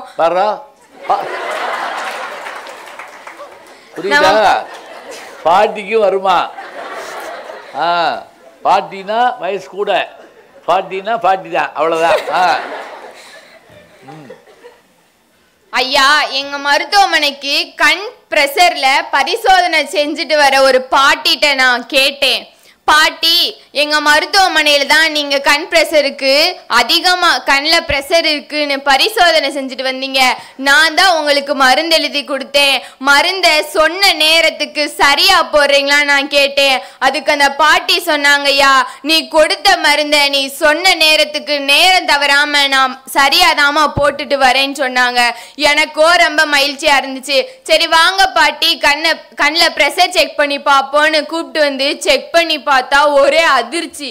என்னன்னா கண்ணில் பிரஷர் அதிகமா இருந்துச்சு. ஐயா, என்ன பாட்டி சரியாதான் மருந்து போடுறேன்னு சொன்னீங்க, கண்ணில் பிரஷர் இருக்குன்னு நான் சொன்னேன். அதுக்கு பாட்டி சொன்னாங்க, இல்லம்மா, ஒரு 2 நாளைக்கு முன்னாடி என் வீட்டு பக்கத்துல ஒரு துஷ்டி நடந்துருச்சு, அதனாலதான் நான் அழுதுகிட்டே 2 நாளா மருந்து போடாம விட்டுட்டேன்னு சொன்னாங்க. ஐயா, இதுல கூட அறியாம தானே ஐயா இருக்கு, இங்க எங்கய்யா இருக்கு அலட்சியம்? அதை ஊத்துனா அது கண்ணீரோட போயிருமே அப்படிங்கறதால கூட பேசாம இருந்திருக்கலாம், விடாம அழுதுருக்கோம். நம்ம எதிரணி சகோதரி பேசுனாங்க, அலட்சியம் அலட்சியம் பேசுறாங்களே, அலட்சியத்துக்கு காரணமே அறியாம தானே நடுவர் ஐயா. அறியாமல் இருந்தாதானே ஐயா அலட்சியப்படுத்த முடியும், அறிந்திருந்தால் எப்படி ஐயா அலட்சியப்படுத்த முடியும்? இப்ப பிறந்த குழந்தைக்கு கூட கண்ணில் பிரஷர் அதிகமா இருக்குன்னு சொல்றாங்க. அதுக்கு நம்ம மருத்துவர் கூட ஆபரேஷன் தான் தீர்வுன்னு சொல்லிடுறாங்க. ஆனா பெற்றோர்கள் அப்படி இல்ல, நம்ம செஞ்ச பாவம் தான் நம்ம பிள்ளையோட கண்ணில் பிரஷரா வந்து நிக்குதுன்னு இந்த காலத்திலயும் மூட நம்பிக்கையா புலம்பிக்கிட்டே இருக்காங்க. ஐயா, இந்த ஒரு சிறு குழந்தையோட பார்வை கூட அந்த பெற்றோரின் அறியாமையின் காரணமாக தானே ஐயா. இங்கெங்கய்யா இருக்கு அலட்சியம், அறியாமை மட்டும் தானே ஐயா இருக்கு. கண்ணீர் அழுத்த நோயால் பாதிக்கப்பட்ட ஒருவருக்கு 3 விதமான மருந்து எழுதி கொடுத்தோம். அது 10 நிமிட இடைவெளி விட்டு போட சொல்லி எழுதி கொடுத்தோம். அதுல ஒரு பாட்டில மருந்து தீந்தா மறு பாட்டில எடுத்து போட்டோன்னு எங்க கிட்டயே வந்து சொன்னாங்கய்யா. படித்தவங்களும் சரி படிக்காதவங்களும் சரி இன்னும் அறியாமதாயா இருக்காங்க. ஐயா, இங்க எங்கய்யா இருக்கு அலட்சியம்? கண்ணீர் அழுத்த நோயால் பாதிக்கப்பட்டவங்களுக்கு வலது கண்ணில் பிரஷர் அதிகமா இருக்குன்னு டாக்டர் பார்த்து மருந்து சீட்டு எழுதி கொடுத்தாங்க. நானும் அந்த மருந்தை கொடுத்து 1 மாசம் மருந்து போட்டுட்டு மறுமாசம் நீங்க 1 மாசம் முடிச்சோடனே மறுபரிசோதனைக்கு வாங்கன்னு தேதியும் எழுதி கொடுத்துருந்தோம். ஐயா, அந்த பாட்டி ஒரே வாரத்துல திரும்பி வந்துட்டாங்க. எனக்கும் அதிர்ச்சி, ஒரே ஓட்ட ஓடி போய் பாட்டி 1 மாசம் கழிச்சு வர சொன்னா ஒரே வாரத்துல வந்திருக்கீங்க நான் கேட்டேன்.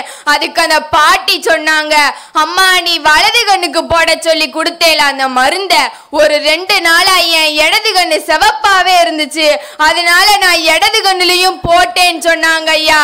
இதுலயும் அறியாம தானே ஐயா இருக்கு, இங்க எங்கய்யா இருக்கு அலட்சியம். தெருவில் பூரா போடா போச்சு. யார் யார் கண்ணு சிவந்திருக்கா வாங்க அப்படி பேருக்கு போட்டு விடுறேன்னு.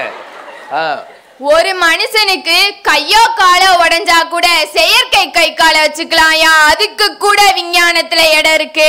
அதே மாதிரி இதயத்துல ஒரு அடைப்பு இருந்தா அந்த அடைப்பை சரி பண்ணிடலாம்யா, அதுக்கும் விஞ்ஞானத்துல இடம் இருக்கு. ஆனா கண்ணீர் அழுத்தத்தால் பாதிக்கப்பட்ட ஒருவருக்கு இழந்த பார்வைய மீண்டும் பெறவே முடியாதையா, அதுக்கு விஞ்ஞானத்துல இன்னும் கண்டுபிடிக்கலையா. அது ரொம்ப வருத்தத்தோட நான் சொல்றேன்யா. இப்பெல்லாம் கிளக்கோமாவை எல்லாரும் கேட்ராக்ட் மாதிரி நினைச்சிட்டாங்க. கேட்ராக்ட் வந்தவங்க காலைல வந்தா மதியம் ஆப்ரேஷன் பண்ணி தெளிவான பார்வையோட போலாம். ஆனா கிளக்கோமா வந்தவங்க இருக்க பார்வையை தக்க வச்சுக்க முடியும். எப்படி இருக்க பார்வையை தக்க வச்சுக்க முடியும், ஆனா இழந்த பார்வையை மீண்டும் பெறவே முடியாது. இழந்த பார்வையை மீண்டும் பெறவே முடியாது. நடுவரையா நாட்டாம படத்துல தீர்ப்பை மாத்தி சொல்லுங்கன்னு சொல்லுவாங்க. நான் சொல்றேன் ஐயா, தீர்ப்பை சரியான பக்கம்னு அறியாமதான் சரியானது. எங்க பக்கம் தீர்ப்ப நடுவர் ஐயா எங்க பக்கம் தான் தீர்ப்ப சாதகமா சொல்லுவீங்க. உங்களை நம்பி தாழ்மையுடன் கேட்டுக்கொள்ளி விடைபெறுகிறேன். நன்றி.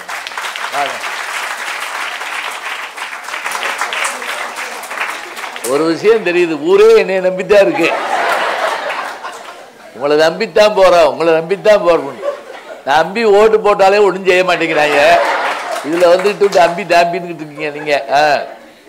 நல்லா அருமையா பேசுனாங்க. அது பாரு முதல் அடியிலே 40 நல்லா இருந்துச்சு. அது உண்மைதான். அது எந்த வயசுல வரும்னு நமக்கு தெரியாது, முதுமையில தான் வரும்னுலாம் கிடையாது. இந்த இது வந்துட்டாலே அதனுடைய அறிகுறிகளை வச்சுக்கிட்டு நம்ம போய் வந்துடணும். அப்படி வராமல் இருந்தால் அதுக்கு காரணம் அறியாமை தான். சமாளிக்கிறதோ வேற ஏதாவது பண்ணுறதோ அல்லது குடும்பத்தை தாங்குறோம்னு சொல்லிக்கிட்டு சில பேர் நான் எல்லா கஷ்டத்தையும் நான் தாங்குறேன் அப்படின்னு சொல்லிட்டு சில பேர் நெஞ்சு வலி வந்தால் கூட சோடா வாங்கி குடிச்சுட்டு இருப்பாங்க. என்னன்னு தெரியாமல் ஒன்றும் இல்லை என்னை ஒன்றும் செய்யாது அப்படின்லாம் சொல்லுவாங்க. அப்புறம் தான் கூப்பிட்டு போய் பார்த்தா 7 அடப்பு 3 அடப்புன்னு சொல்லி அனுப்பி விட்டுறாங்க. அதை சொன்னாங்க இவங்க. எப்படி எவ்வளவு நேரத்துக்கு ஒருக்க போட்டோம்னு சொன்னால் அதையும் போடுறதில்ல, வலதுகளில் போட சொன்னால் இடதுகளில் மிச்சம் இருந்துச்சுன்னு கொஞ்சம் போட்டு வச்சேன்னு. அதுக்காக நல்லா இருந்துச்சுன்னு கொஞ்சம் வாயில் ஊற்றி குடிக்க முடியுமா? நல்லா டேஸ்ட்டாக இருந்துச்சு அப்படின்னு சொல்லி இல்லை.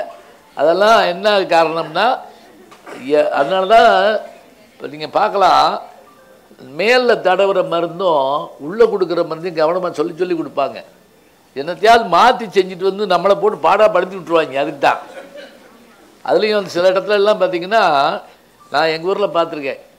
அந்த ஒருத்தர் டாக்டர் எழுதி கொடுத்துருப்பாரு. அந்த கம்பவுண்டர் ஒருத்தர், அவரை தான் நாங்கள் போய் விவரம் கேட்கணும். அவர் வேகமாக பேசுவார். அது பெரிய கஷ்டம். இந்த மாத்திரையை வாங்கி வச்சு இந்த காலையில் இது பண்ணியா, இந்த மதியானம் எப்படியா, அது பண்ணி பண்ணியா 7 ரூபா கொடுங்க அப்படிப்பாரு. அந்த 7 ரூபா கொடுங்கன்னு தான் புரியும் நமக்கு. அவர் என்ன திருப்பி கேட்டோம்னா இன்னொரு 7 ரூபா கேட்டார்னா என்ன பண்ணுறது அப்படின்ட்டு, காலை சாப்பிடுங்க மத்தியானம் சாப்பிடுங்க அது மட்டும் 7 ரூபா கொடுங்க அப்படிம்பாரு. ஏதோ அஸ்தோத்திரம் சொல்கிற மாதிரி இருக்கும், நமக்கு மந்திரம் மாதிரி. அதை நம்ம அவ்வளவு தெளிவாக சொன்னாலுமே குழப்பிட்டு போயிடுறாங்க. அதனால் அந்த அந்த அறியாமைக்கு உலகத்தில் மருந்து கிடையாதுங்கிறத அழகாக சொன்னாங்க. இல்லை அலட்சியம்தான் என்று பேசுவதற்காக நிறைவு பேச்சாளராக பரமேஸ்வரி அவர்கள் வருகிறார்கள். வாங்க.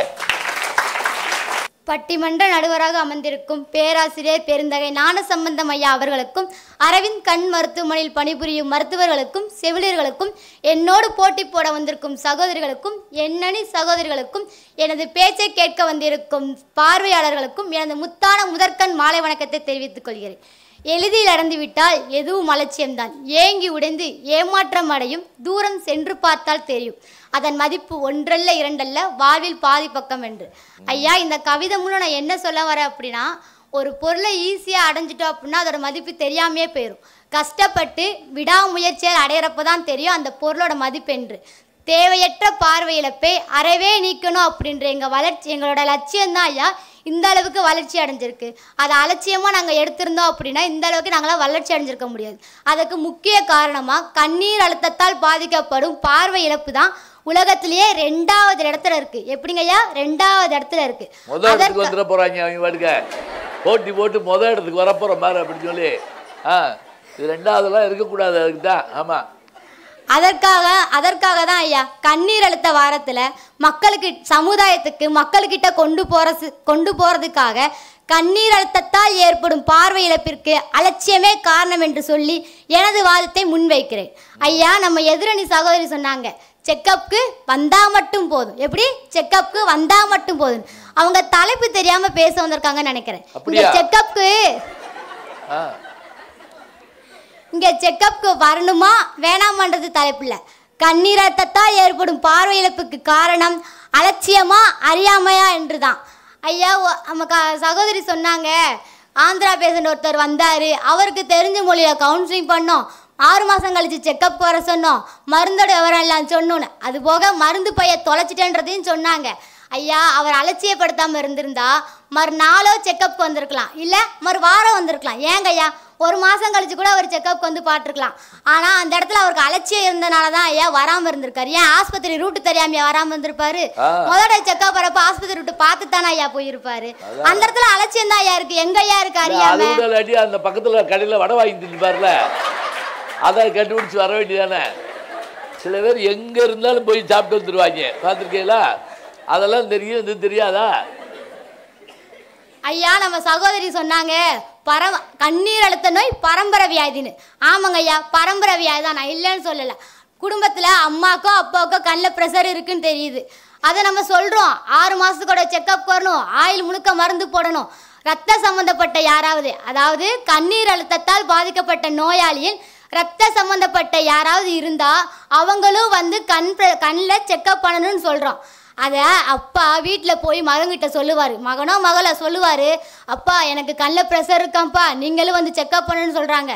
ரத்த சம்மந்தப்பட்ட யாராவது இருந்தால் வந்து செக்கப் பண்ணணும்னு சொல்கிறாங்க, வாங்கப்பா போய் செக் பண்ணலான்னு சொன்னால் அதுக்கு மகனோ மகளோ சொல்லுவாங்க, போயாப்பா நீ வாட்டுக்க சும்மா இரு, அது வாட்டுக்க போகிற போக்கில் 2 காட்டு விட்டு போகுது, அதுவே செவனேன்னு இருக்கு, நீ வேற பேசாடிக்கு இருக்க மாட்டாப்ல. ஹாஸ்பிட்டலாக போகுது, போகிற போக்கில் 2 காட்டி விட்டு போயிருந்தா அப்படியே. நல்லா இருக்கு அது. ஹாஸ்பிட்டல் நீ தான் ஏறி இறங்கிட்டு இருக்க, மருந்து பைய தூக்கிட்டு இருக்கேன்னு எங்களே அலைய சொல்றியா?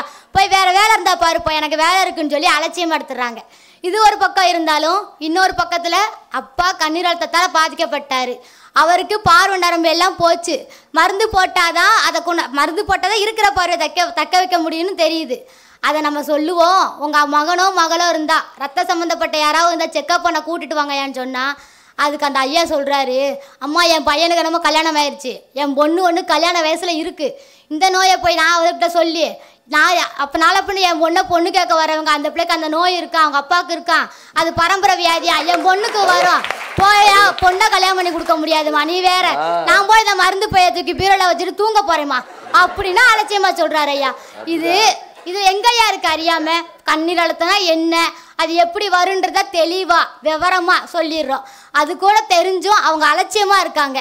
பொண்ணுக்கு அப்பாவுக்கு இருக்குன்னு தெரிஞ்சு பொண்ணுக்கிட்ட போய் சொல்லுங்கன்னா மகனோ மகளோ அதை அலட்சியமாக எடுத்துக்கிறாங்க குடும்பத்தில் இருக்கிறவங்க.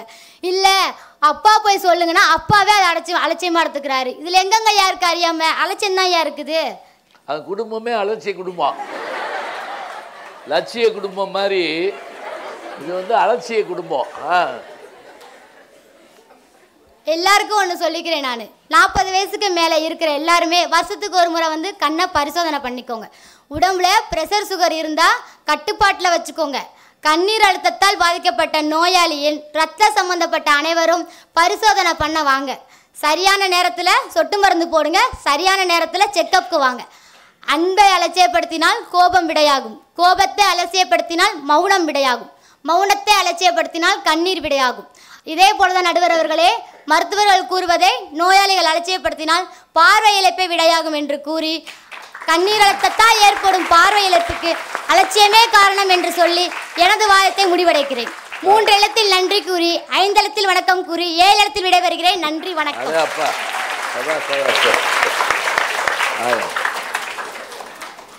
6 மாதத்துக்கு ஒருங்க போடுங்க டாக்டர்.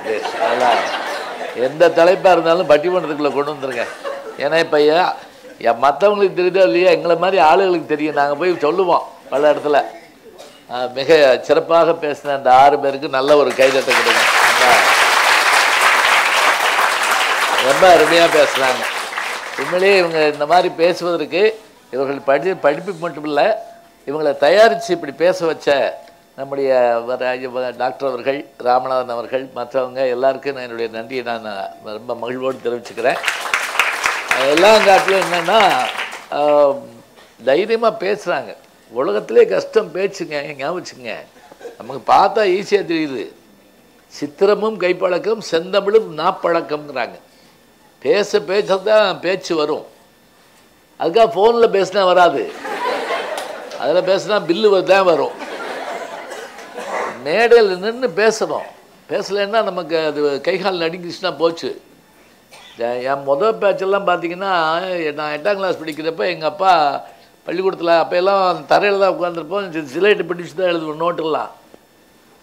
மேடையில் நீங்கள் நாளைக்கு பேசுகிறேன்ட்டார். எங்கள் அப்பா விட்ட எப்படின்னா அவர் தான் முடிவிட்டுப்பார். நம்ம கருத்துலாம் சொல்ல முடியாது. தீபாவளிக்கு துணி எடுக்க போவோம், வேணுங்கிறத எடுத்துக்கோ, அந்த மஞ்சள் சட்டையை எடுத்துக்கோம்பாரு, அந்த தான் போய் எடுக்கணும். வேணுங்கிறத எடுத்துக்கணும். நம்ம உடனே மகிழ்ந்து போய் ஆகா ஆகான்னு ஓடிடக்கூடாது.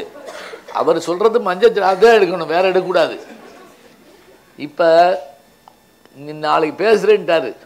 நான் ராத்திரிலாம் மனப்பாடம் பண்ணி அங்கே மேடையுமில்ல ஒன்றுமில்ல ஒரு பெஞ்சை தூக்கி போட்டுருந்தாங்க. அது மேலே ஏறினு கிடுக்கிடுன்னு ஆடி பெஞ்சையும் சேர்த்து ஆட்டி உங்களிடையே பேச வந்திருக்கிறான் நான் சொல்லி என் பேர் மறந்து போச்சுங்க. மறந்து போனால் மறந்தே போச்சு. லாலா லஜபதி ராய் பேரெல்லாம் ஞாபகம் வருது. லார்டு மவுண்ட் பேட்டன் தேவையா எனக்கு? என் பேர் தவிர எல்லாமே ஞாபகம் வருது. நடக்கலை ஒன்றுமே.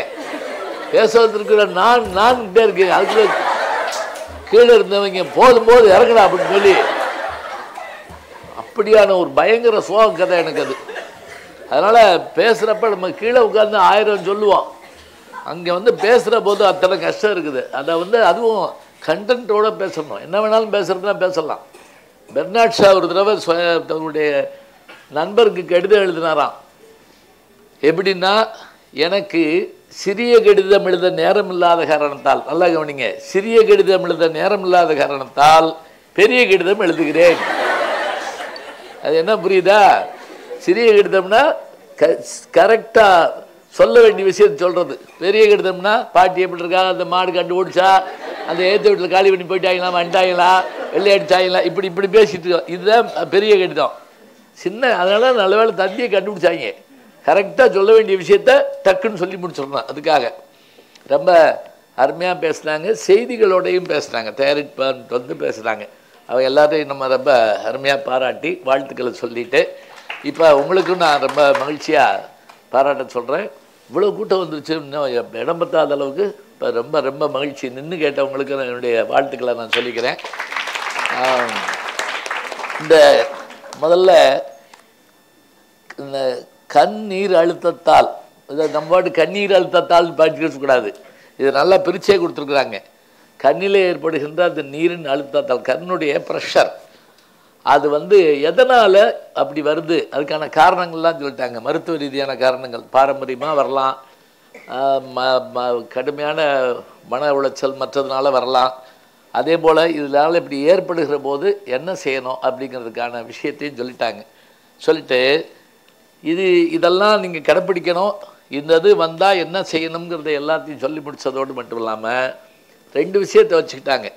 இது விட்டுட்டோம்னா அது என்னென்ன பாதிப்பை நமக்கு தரும் அப்படிங்கிறதுன்னு சொன்னாங்க. இதை செய்யணும், செய்யலைன்னா என்ன ஆகும் அதையும் தெளிவாக எடுத்து சொன்னாங்க. அதில் நம்ம அவங்க போகிற போக்கில் அவங்க சொன்ன இப்போ வட்டார வழக்கு மொழி மாதிரி சொன்னாங்க. ஒரு காட்டிட்டு போயிடும் சொல்கிறாங்கல்ல, அது மாதிரி. அது இல்லைன்னா என்ன ஆகும் நினச்சி பாருங்க. அந்த கண் இதாயிருச்சுன்னா நம்ம எவ்வளவு தூரத்துக்கு பாதிக்கப்படுவோம்னு நமக்கு தாங்க தெரியும். அதனால் அந்த ஏதாவது ஒரு தடி இது வச்சு போகிற போது அவங்க கஷ்டப்பட்டு போகிறதும் நடந்து போகிறப்ப ஏற்படுற சிரமமும் எவ்வளோ கஷ்டமாக இருக்கும் நமக்கு. பார்வையில்லாத நண்பர் ஒருத்தர் கோயிலுக்கு போகிறாரு. அந்த எத்தாப்புல சாமி பார்த்து வந்த ஒருத்தன் வந்து கேள்வி பண்ணுறான், எப்படி என்ன சாமியை பார்க்க போறியாக்கும், கடவுளை பார்க்க போறியாக்கும் அப்படின்னு கேட்குறான். அதுக்கு அந்த பார்வை இல்லாத நண்பர் சொல்கிறாரு, இல்லை கடவுளை பார்க்க முடியாதுன்னு எனக்கு தெரியும், ஆனால் கடவுள் என்னையே பார்ப்பார்ல அது போதும், எனக்கு இதுதான் வேணும், எனக்கு என்னுடைய நிலைமை எனக்கு தெரியும், கடவுள் என்ன பார்ப்பாருங்கிற நம்பிக்கையில் நான் போகிறேன் அப்படிங்கிறார். இப்போ இதெல்லாம் நமக்கு தெரிஞ்சு அதை பாதுகாக்கணும். நோய் வந்தால் என்ன செய்யணும் அப்படிங்கிறதுக்காக இதில் அறியாமையில் இருக்கக்கூடிய விஷயங்கள் என்னென்ன, அலட்சியத்தினால் வரக்கூடியது என்ன, இதுதான் அது. இப்போ இந்த ரெண்டுமே கூடாதுங்கிறதாங்க முக்கியம்.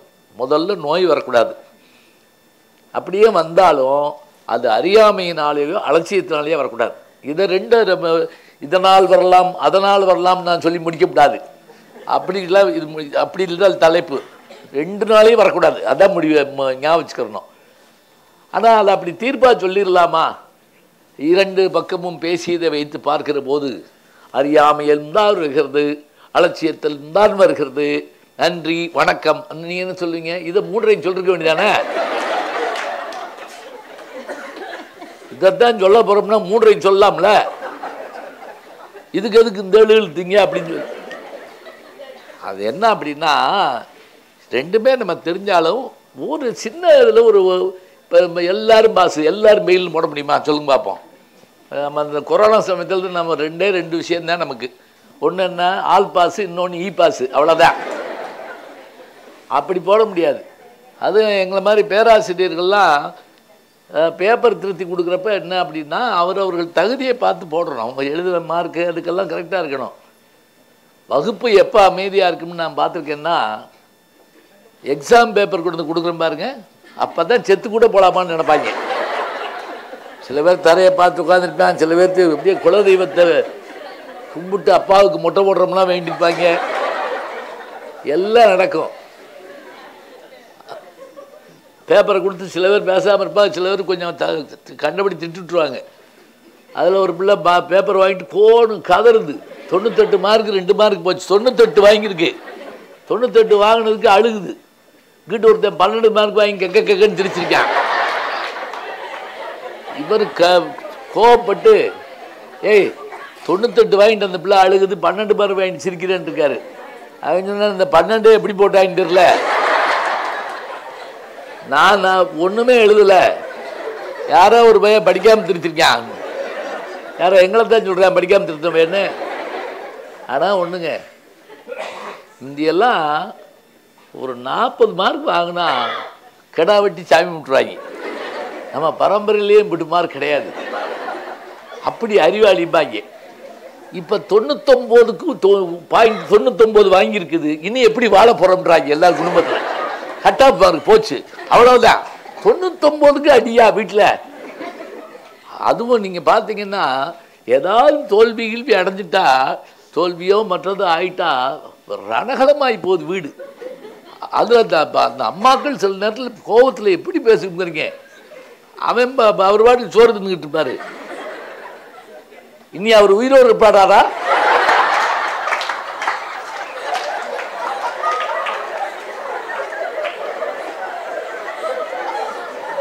அதுல டெவலப் பண்ணி ஓடுற ரயில்ல விழுந்துட மாட்டாரு, ஒரு முளை கழுத்துல தொங்கிட மாட்டாரு. அவருக்கு பயமா இருக்கும், என்னடா ரசஞ்சோ சாப்பிடுறதுக்கு இந்த பாடா. அதுல பிளான் பாருங்க, ஓடுற ரயில், ஒரு முளை கயிறு, இவ்வளவு சொல்லுவாங்க. இத்தனை கஷ்டம் இருக்கும். இப்ப நமக்கு இதுல நம்ம ரெண்டு தலைப்புலையும் அறியாமை அலட்சியம் ரெண்டுமே நமக்கு தெரியும். அதில் என்ன அப்படி முக்கியமானது அப்படின்னு கேட்டிங்கன்னா, இப்படி வச்சுக்கோங்க. என்ன அப்படின்னா, இப்போ அறியாமையை பொறுத்த மட்டும் என்ன அப்படின்னா, தெரியலைங்க அவருக்கு, அவ்வளோதான், வேற ஒன்றும் சொல்ல முடியலை, அதனால் நம்ம கொஞ்சம் சொல்லணும் அப்படிங்கிறோம். இது அவர் அது ஏன் அதை மருந்து போடல, அது எனக்கு எந்த மருந்து போட்டு 2 கொடுத்துட்டீங்களா, அதனால் எது போட்டிருந்தேன்னா உடனே நம்ம விலைக்கு சொல்கிறோம், இதா இதை போடு, இது உனக்கு எத்தனை தடவை சொல்கிறது அப்படி சொல்கிறோம். அதே மாதிரி சில சமயம் டியூப் மருந்தும் கொடுப்பாங்க. அதை உத்து பார்த்துக்கிட்டு திறக்க தெரியாமல் வருவாங்க. நம்மகிட்ட பார்த்துருக்கீங்களா? இதுக்கு சாவி எங்கே இருக்குதுன்னு கேட்பாங்க. சாவியாக கொடுத்து விடுவாங்க. இன்னொன்று அதை எப்படி அந்த பஞ்சர் பண்ணுறதுன்னு சரியாது. அது திருப்பி மூடியை வச்சு ஒரு அமுக்குனா சரியாக போகும். அதோடு அப்படி வச்சுக்கிட்டு நீங்கள் அவ்வளோ சொன்னீங்க டாக்டர், திறந்து கொடுக்காமல் போயிட்டீங்க டாக்டர். அது என்ன கட்டின பாலமாக திறந்து வைக்கிறதுக்கு அவர் வருது. அதை சொல்லி கொடுக்கலாம். அது இப்போ அப்படி பண்ணு இப்படி பண்ணு சொல்லலாம். அதே போல் நீ வராமல் இருக்கிறதுக்காக வீட்டில் சொல்லு. நல்லா அழகாக சொன்னாங்க, பிள்ளைகளுக்கு வராமல் இருக்கிறதுக்கு சொல்லுங்கள் அப்படின்னா நல்ல வார்த்தை அது. இதை போய் சொன்னோம்னா பொண்ணு கேட்க வர மாட்டாங்க. நல்ல உண்மையான வார்த்தை. அதுவும் வேறு எதுனாலும் சரி, மாப்பிள்ளையோ பொண்ணையோ லேசாக ஒரு மாதிரி அப்படிம்பாங்க. இப்போ நான் முறையில் ஞாபகம் வச்சுக்கோங்க, இந்த ஏதாவது என்ன ஜோசியம் சாமின்னு போயிடுறோம்ல, பரவாயில்ல. மேல்நாடுகள்லாம் என்ன செய்வாங்கன்னா டக்கு டக்குன்னு படார்னு போய் ஒரு மனநல மருத்துவரையோ பார்த்துருவாங்க. இங்கே அப்படி பார்த்தோம்னு வச்சுக்கோங்க, அங்கே போகாத அவங்க குடும்பமே ஒரு மாதிரி அப்படிம்பாங்க. இப்போ இதெல்லாம் நமக்கு பயமாக இருக்குது. அதனால தான் அதுக்கு தான் என்ன பண்ணுறாங்க அப்படின்னா, அவங்க இது மருந்து, இது இப்படி வரும், எனக்கு எல்லாமே இது தெரியுது, இருந்தாலும் இப்படி ஆகும். நல்லா ஞாபகிச்சுங்க, நம்ம உடம்பு மாதிரியான டாக்டர் வேறு யாருமே கிடையாதுங்க. நம்ம உடம்பு ஒரு அற்புதமான டாக்டர். நம்ம தனியாக மெடிக்கல் படிக்கிறோம், அது வேறு விஷயம். அது 1000 விஷயத்தை நமக்கு சொல்லும். இன்னும் சொல்லப்போனால் இயற்கையோ கடவுளோ நமக்கு கொடுத்த ஒரு பெரிய வரம் என்னன்னு கேட்டிங்கன்னா வலி, பெயின். சாலமிகுத்து பெயின்ங்கிறாங்கல்ல, அது மாதிரி. அது என்னன்னா அந்த சின்ன வலி நம்மளை நமக்கு என்னமோ சொல்லுது, பாரு ஏன் வலிக்குது, என்ன ஆகுது பாரு அப்படின்னு. எல்லாத்தையும் நம்ம சமாளிக்கக்கூடாது. அதுக்கு தான் போய் பார்க்கணும், மருத்துவரை பார்க்கணும். உன்னுடைய உடன் பிறந்தவர்கள், உன் வீட்டில் இருக்கவங்க, பெரியவங்க எல்லாத்தையும் பாருங்க அப்படிங்கிறதுக்கு அவங்களுக்கு தெரியாதுங்கிறதுக்காக. ஏன்னா எதாக இருந்தாலும் எனக்கு எப்படி தெரியும் அப்படின்னு ஒரு வார்த்தை சொல்லுவோம். நாங்கள் நான் படிச்சுட்டா வந்திருக்கோம் உங்களை மாதிரி அப்படின்னு ஒரு வார்த்தை படக்குன்னு சொல்லி விட்டுருவோம். படிக்காதவங்களுக்கு தான் இதை சொல்கிறது, இதை தெரிஞ்சுக்குங்க, இதை பார்த்துருங்க அப்படிங்கிறத நம்ம சொல்கிறது முக்கியமானது. அப்போ அந்த அறியாத ஜனங்கள் என்ன, கல்வி மட்டும் இல்லைங்க, கல்வி போக சில விவரங்களும் தெரியணும். நமக்கு சில நேரங்களில் எழுத படிக்க கூட தெரியாது. ஆனால் எழுத படிக்க தெரியாதவங்க இந்த உலகத்தில் பிழைக்கலையான்னு கேட்டால் அதெல்லாம் பிழைக்கத்தான் செய்கிறாங்க. அது உண்டு. படித்ததனால் அறிவு பெற்றோர் 1000 உண்டு, பாடம் படிக்காத மேதைகளும் பாரினில் உண்டு கண்ணாசன் எழுதியிருப்பார். வாழை மரம் கற்றதில்லை கனி கொடுக்க மறந்ததா, வான்முகிலும் கற்றதில்லை மழை கொடுக்க மறந்ததா. எல்லாம் அதுக்கெல்லாம் தனித்தனியான ஒரு சில குணம், இன்ஸ்டிங்க்ட் உண்டு. அதன்படி அது தன்னை பார்த்துக்கிறோம். அதுபோல் நமக்கு கற்றுத்தரலாம். இதை தெரிஞ்சுக்கோ, இதை பார்த்துக்கோ, இதை இப்படி வச்சுக்கோ அப்படிங்கிற விஷயத்த சொல்லித்தரலாம், திருத்தலாம். தவறு என்பது தவறு செய்வது, தப்பு என்பது தெரிந்து செய்வது. தவறு செய்தவன் திருந்த பார்க்கணும், தப்பு செய்தவன் வருந்தியாகணும்னு எம்ஜிஆர் படத்தில் ஒரு பாட்டு வரும். இன்றைக்கி இருக்கிற தலைமுறையில் நம்ம பழைய பாட்டை சொன்னாலே கண்ணீர் விட்டு அழுதுறாங்க. ஐயோ அவன்கிட்ட போகாது, எதையாவது பழசாக பேசிக்கிட்டு இருப்பான் அப்படின்னு சொல்லிடுவாங்க. பழைய பாட்டு பாடிட்டு வந்தால் அது ஒரு ஒரு பாடம் மாதிரி நமக்கு அப்படியே வாழ்க்கையில் கூடவே வரும். இன்றைக்கி அந்த கவலையே இல்லை. அது என்ன பாட்டுன்னு அவனுக்குமே எழுதுனவங்க உள்பட தெரிய மாட்டேங்குது. யாரும் திருப்பி பாட முடியுமா சொல்லுங்க பார்ப்போம். அப்படி இல்லவே இல்லை. எம்ஜிஆர் சொன்னாருங்க, என் படம் வெற்றி பெறணும்னா வெளியே போகிறப்ப அவன் இந்த பாட்டை திருப்பி பாடிட்டு போடுங்கிறார். அவன் திரும்ப பாடினா தான் அவன் ரிப்பீட்டட் ஆடியன்ஸ் மாதிரி திருப்பி வருவான். அப்படியாக இருக்கணுங்கிறாங்க.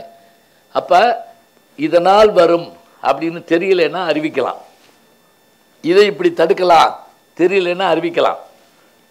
அப்புறம் வந்துருச்சு என்ன பண்ணுறது, அதுக்கு ட்ரீட்மெண்ட் எடுக்கலாம். அதுக்கு மேலேயும் ஆப்ரேஷனும் பண்ணலாம். அப்படின்னா அதையும் கூட செய்யலாம். இதெல்லாம் தெரியாததை சொல்லிக் கொடுக்கலாம். தெரியாததை இப்படியே வச்சுக்கோங்க, அறியாததை அறிய வைக்கலாம், அறியாத விஷயத்தை அறிய வைக்கலாம். அப்போ அறியாமைன்னு நமக்கு இருக்கிற போது அந்த அறியாமை அகழுவதற்காகத்தான் நாம் கல்வி நிலையத்துக்கு போகிறோம். ஆசிரியரிடத்தில் வாழ்க்கையை தெரிந்து கொள்கிறோம், பெற்றோர்களிடத்தில் மருத்துவர்கள் மூலமாக நாம் பார்த்து கொள்கிறோம். நம்முடைய உடலுக்கும் உயிருக்குமான ஆரோக்கியத்தை. இது எல்லாமே என்ன அப்படின்னா எல்லாருக்கும் எல்லாம் தெரிஞ்சிருக்கணும்னு இல்லை, தெரியலைன்னா அந்த அறியாமையை போக்க அவர்கள் சொல்லுகிற அந்த அறிவை ஏற்றுக்கொள்ள வேண்டும். இப்போ ஒரு அணி என்ன சொல்கிறாங்க, அவங்களுக்கு அறியாமையினால தான் இந்த நோய் ஏற்பட்டு அவங்க வந்து பாதிக்கப்பட்டுருது அப்படிங்கிறத சொன்னாங்க. அது உண்மைதாங்க. நமக்கு அது ஏற்பட்ட பிறகு நமக்கு ஏற்படுற கஷ்டங்கள், இன்றைக்கி நம்ம எத்தனையோ முன்னுக்கு வந்துட்டோம். ஒரு 50 ஆண்டுகளுக்கு முதல்லலாம் இப்போ எங்கள் அப்பாவை நான் கூட்டிகிட்டு இதுக்கு வருவேன், பெரிய ஆஸ்பத்திரிக்கு வருவேன். அப்போல்லாம் சோழவந்தாலேருந்து வருவோம். ஓபி காலையில் பயங்கர கூட்டமாக இருக்கும். என்ன கஷ்டம்னு கேட்டிங்கன்னா அந்த அளவுக்கான பணியாளர்கள் இருக்க மாட்டாங்க, மருத்துவர்கள் இருப்பாங்க. அந்த பணியாளர்கள் பார்த்திங்கன்னா ஒருத்தரே 100 பேரா 200 பேரை பார்க்க வேண்டியிருக்கும். அவர் கண்டுன்னு நிற்பார் அப்படியே. அதில் போய் நாங்கள் போய் வரிசையில் நிற்கணும். அதில் அவர் போன உடனே உட்காரு தொலைச்சிருவேன், கண்ணை பார்க்க தான் வந்திருக்காங்க, கண்ணை தோண்டிடுவேன். அப்படி இப்படி சத்தப்பட்டு வர்றவங்களாம் பாவம் வயசானவங்க வேறு. அந்த போர்டு ஒன்று வச்சு படிக்க சொல்லுவாங்க தெரியுமா, அதை போய் வாசிக்கணும். வாசிக்கிறத வச்சு தான் அதுக்கு அடுத்தது பார்ப்பாங்க. அதில் இவர் இப்படி சத்தம் போட்டுக்கிட்டு இருந்தார்ல, எங்கள் அப்பாவுக்கு முன்னாடி இருந்த ஒருத்தர் போய் அவர் பாட்டுக்கு வாசிக்க ஆரம்பிச்சாருங்க. கா ஊ ரூ ஆ. அந்த கம்பவுண்டர் வந்தார். இன்னும் நான் போர்டே மாட்டலை. அவர் முதல்ல சொன்னதெல்லாம் கேட்டு வச்சுருந்துருக்காரு. நமக்கு எதுக்கு வம்பு அப்படின்ட்டு அவர் பாட்டுக்கு போன உடனே ஆ ஊர் ரூபான்னு சொல்ல ஆரம்பிச்சிட்டாரு. இப்போ இதெல்லாம் தெளிவுபடுத்தலாம். இந்த பாரு, தெரிஞ்சா சொல்லு, தெரியல என்னாலும் சொல்லு, ஏன்னா அதையாவது சொல்லணும்ல, தெரியலங்கிறதுக்காக அதையாவது சொல்லு அப்படின்னு. அப்போ நமக்கு அறியாமல் இருப்பவர்களுக்கு நாம் அறிவை ஊட்டி தெரியப்படுத்தி, குறிப்பாக இந்த நோயினுடைய கொடுமை என்ன அப்படின்னா வந்த பிறகு இது இதனுடைய செயல்பாடுகளை நினச்சி பாருங்க. அந்த இருண்ட உலகத்தை நீங்கள் பார்க்க வேண்டுமா அப்படிங்கிற விஷயத்த இதை செய்யலைன்னா இப்படி ஆகும், இப்படி செய்ய வேண்டும், இப்படி செய்யாவிட்டால் இப்படி ஆகுங்கிறத தெளிவுறுத்திட்டோம்னா போதும், அந்த அறியாமையை போக்கிடலாம். சரி, அப்படியே இங்கே வாங்க அலட்சியத்துக்கு. இந்த அலட்சியம்ங்கிறது சாதாரணமே கிடையாதுங்க. அலட்சியம் படித்தவங்க படிக்காதவங்க எல்லாத்தையும் இருக்குது. எதாக இருந்தாலும் அலட்சியம்தான். சில பேர் வீடு நெருப்பு பிடிச்சி எரிஞ்சால் கூட அப்படி பார்த்துட்டே இருப்பாங்க. செல்ஃபி எடுக்கலாமான்னு யோசிப்பேன். அப்படியே இப்படி நின்று செல்ஃபி பார்ப்பான் அப்படின்னு சொல்லி. இப்போ நீங்கள் யோசிச்சு பாருங்கள், செல்ஃபியில் செத்து போகிறவங்களெலாம் பார்க்குறப்ப நமக்கு இங்கே வேதனையாக இருக்குது. இதுக்காக கண்டுபிடிச்சாங்க. ரயிலுக்கிட்ட போய் நின்று செல்ஃபி எடுத்துக்கிட்டு இருக்காங்க. அதோடு போயிடுறேன். அப்படியே அருவியில் போய் இதில் போய் நின்று தலகலா விழுந்து. இன்னும் சில பேர் வந்து செல்ஃபி எடுத்து கொடுங்கன்னு நம்மகிட்ட வந்து சொல்கிறாங்க. டேய், செல்ஃபின்னா நீயே எடுக்கிறதுரா, நீங்கள் அது பார்த்தது இல்லையா, நீங்கள் அதெல்லாம் பார்க்கணும். செல்ஃபி எடுத்து கொடுங்க அப்படின்ட்டு வந்து நம்மளை நீயே எடுப்பா, அதான்ப்பா செல்ஃபின்னு. அப்படியா, சரி சரி சொல்லலை அப்படிதான் அப்படின்னு சொல்லி. அலட்சியங்கிறது என்ன அப்படின்னா அது வந்து ஒரு வகையான குணம்ங்க. அது எது இருந்தாலும் சரி. இன்னொரு சங்கடம் என்னென்னா, முந்தியெல்லாம் சின்ன சின்ன விஷயத்துக்கெல்லாம் நம்ம ஆச்சரியப்படுவோம், ரொம்ப ஆர்வமாக கேட்போம். இன்னைக்கு தலைமுறைக்கு ஒரு பெரிய கஷ்டம் என்ன தெரியுங்களா, அவங்கள நீங்கள் ஆச்சரியப்படுத்தவும் முடியலை, என்னவுமே படுத்த முடியல. ஒரு டைனோசர் காலையில் இருந்துச்சு போனால் கூட பேசாமல் தான் உட்காந்துருக்காங்க. நம்ம யானை வந்துச்சுன்னா ஓடுவோம், தெருமுழுக்க போய் யானை ஊருக்கு வெளியே அனுப்பிட்டு தான் நல்லா வருவேன் வீட்டுக்கு. அதை ஒரு வாரம் சொல்லிட்டு இருக்கோம், போடி எப்படி பெரிய அப்படின்னு சொல்லிட்டு இருப்போம். இப்போ அவங்க வாட்டுக்கு இருக்காங்க. அதாவது என்ன ஆச்சுன்னே நமக்கே தெரியல. ரசனை கூட ஆழ்ந்த ரசனை இருக்குதா தெரியல. கவிதை சொன்னாலோ நல்ல விஷயம் சொன்னாலோ கேட்கறது இல்லை. படம் பார்க்குறப்ப முந்தியெல்லாம் சோக காட்சின்னா அழுதுருவோம். அதே மாதிரி பரபரப்பான காட்சின்னா டென்ஷனாக சேர் நுனிக்கு வந்துடுவாங்க சில பேர். இப்போ ஒன்றையும் காணும். அன்றைக்கி ஒரு படம் பார்த்துக்கிட்டு இருக்கேன் தேட்டரில், ரொம்ப சோகமான சீனு, என்ன அறியாமல் அழுதுருவேன் போட்டிருக்கு. அப்போ என் பக்கத்தில் உட்காந்து ஒருத்தன் இம்பிட்டு முறுக்கு வாங்கி நறுக்குறேன்.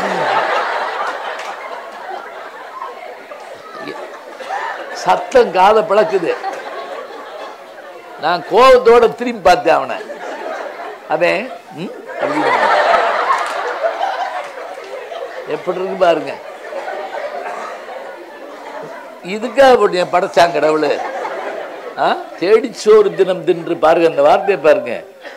திங்க மட்டுமாடா பிறந்த நீ? அதை தாண்டி எத்தனை விஷயம் இருக்குது, அதெல்லாம் பார்க்க வேண்டாமா?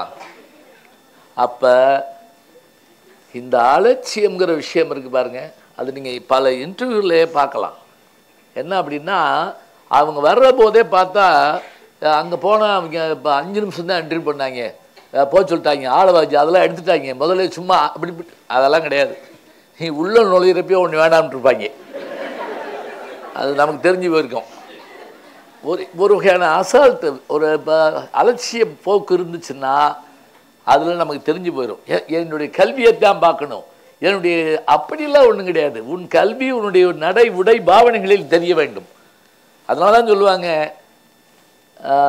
கற்ற ஆசிரியரிடம் படித்த ஆசிரியர்கிட்ட படிக்கிறது முக்கியமா, படிச்சுக்கிட்டே இருக்கக்கூடிய ஆசிரியர்கிட்ட படிக்கிறது முக்கியமானா, படிச்சுக்கிட்டே இருக்கக்கூடிய வாத்தியார்கிட்ட தான் படிக்கணும். அது மட்டும் இல்லை, ஆசிரியரிடம் கற்பது வேறு, ஆசிரியரையே கற்பது வேறு. நம்ம டீச்சர்ஸுடைய ஸ்டைல் நம்மளை அறியாமல் வந்து சேரும் தெரியுமா உங்களுக்கு? நம்மளை அறியாமல் நம்முடைய முதல் இதை வந்து யாரை ஃபாலோ பண்ணுவோம்னா அப்பா அம்மாவை கண்டும் டீச்சர்ஸ் தான். ஏன்னா நமக்கு மறக்கவே மறக்காது. அவங்களுடைய அந்த நடைமுறை, அவங்க பேசுகிற தொனி எல்லாமே அப்படி பதிஞ்சிருக்கும். இப்போ இந்த நோய் இவ்வளவு கடுமையான விஷயங்கிறப்ப கண்ணை பாருங்க, பாப்போம் என்ன இப்படி பதட்டப்படுறீங்க? எனக்கு தானே, உங்களுக்கு ஒன்றும் இல்லைல்ல. ஏன் பதட்டமே படக்கூடாதுங்க? உனக்கு தான்ப்பா சொல்கிறவன், கொஞ்சம் பாரு, பார்ப்போம் பெண்ண. அப்புறம் திருப்பி வர்ற போது பார்வை ஓரளவுக்கு குறைபாடு ஆயிடுச்சுட்டு வச்சுங்களேன், அப்போவாது அவன் திருந்திருப்பான்னு கேட்டால் அதுக்கு போய் பெண்ணை போன பெண்ணை காதில் ஹெட்ஃபோன் போட்டு கேட்டுருவேன் எல்லாத்தையும். இந்த அலட்சியம் ரொம்ப கொடுமை.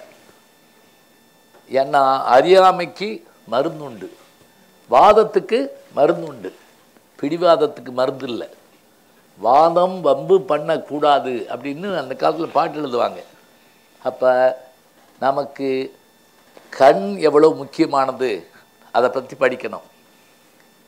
அதே போல் அந்த கண்ணை பாதுகாக்க வேண்டிய முறைகள் என்னென்ன தெரிஞ்சுக்கணும். இந்த வயசில் தான் வரும், அந்த வயசில் தான் வரும் இல்லை. இது நம்ம அப்பா அம்மாவுக்கு இருந்துச்சுன்னு சொன்னால் அதே போல் நமக்கு எந்த வயசுலையும் கூட வரலாம். அது வந்திருக்கா வரலையாங்கிறத நம்ம முடிவு பண்ணக்கூடாது. அதுக்கு தான் அரவிந்த் ஆஸ்பத்திரி இருக்குது, அதுக்கு தான் இவ்வளவு கற்றறிந்த மருத்துவர்கள் இருக்காங்க, இங்கே அருமையான கவுன்சிலிங் பண்ணுறதுக்கான ஆட்கள் இருக்காங்க, செவிலியர்கள் இருக்காங்க, எவ்வளோ பேர் இருக்காங்கன்னா சொன்ன மாதிரி மருந்து சீட்டை வாங்கி அங்கனக்குள்ளே கீழே போட்டு போவாங்க. பார்த்துருக்கீங்களா? என்னப்பா அப்படி போட்டோம், சாரி குப்பை கூடையில் போட அப்படி. இதுக்கு பேர் அறிவா? அதுக்கு தான் எழுதி கொடுத்தோமா? அப்புறம் சில பேருக்கு 2-3 மருந்துகளில் கேட்டு பார்த்தேன் கிடைக்கல. இதுக்கு பேர் என்ன சொல்லுங்க பார்க்கலாம்? ஒரு வகையான அலட்சியம்தான். அதில் ஒருத்தன் போய் சிலர் வந்து நல்லா அருமையாக எழுதுவாங்க, அழகாக எழுதுவாங்க, சிலர் வந்து வேகமாக எழுதுவாங்க. ஏன்னா அந்த நிறைய பேர் பார்க்குறதுனால அப்படி டக்குன்னு எழுதுவாங்க. ஒருத்தர் என்ன பண்ணியிருக்கேன், கொண்டு ஓடி போய் எல்லாத்தையும் சுற்றி பார்த்துட்டு திருப்பி ஓடியாந்து இந்த மருந்து எங்கேயுமே கிடைக்கல. அவர் டாக்டர் பேனா எழுதான்னு பார்த்தேன்னா அதை எடுத்துகிட்டு ஓடிட்டாங்க. அவர் லேசாக இப்போ இது பண்ணி பார்த்துருந்துருக்காரு, அதை கொண்டு ஓடிட்டான். அது பரவாயில்ல, அதுக்கு அவர் மருந்து கொடுக்காமட்டார்ல. யார் மெடிக்கல் ஷாப்புக்காரர் எதையாவது கொடுத்து இதை 3 நேரம் 30 நாளைக்கு சாப்பிடுன்றதான்னு வச்சுக்கோங்க, என்ன ஆகுறது? அப்போ அந்த அலட்சிய மனோபாவம் முகத்தில் தெரியக்கூடாது. இன்னும் சொல்கிறதா இருந்தால் காது கொடுத்து கேட்க மாட்டாங்க. பார்த்தீங்கன்னா அதுதான் அவங்க சொன்னாங்க, அப்பா அம்மா சொன்னதை கேட்க வேணாம், வாத்தியார் சொல்கிறத கேட்க வேண்டாம், ரைட்டு, மருத்துவர்கள் சொல்கிறத கேட்க வேண்டாமா?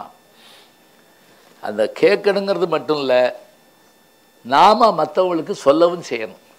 இப்போ நான் தான் கஷ்டப்பட்டுட்டேன், நீ என்ன செய்யணும் அப்படின்னா இதை கஷ்டப்படாமல் இருக்கணும் அப்படிங்கிறத சொல்லணும்னா அதுக்கு அந்த அலட்சிய மனோபான்மை நம்மகிட்ட போகணும்.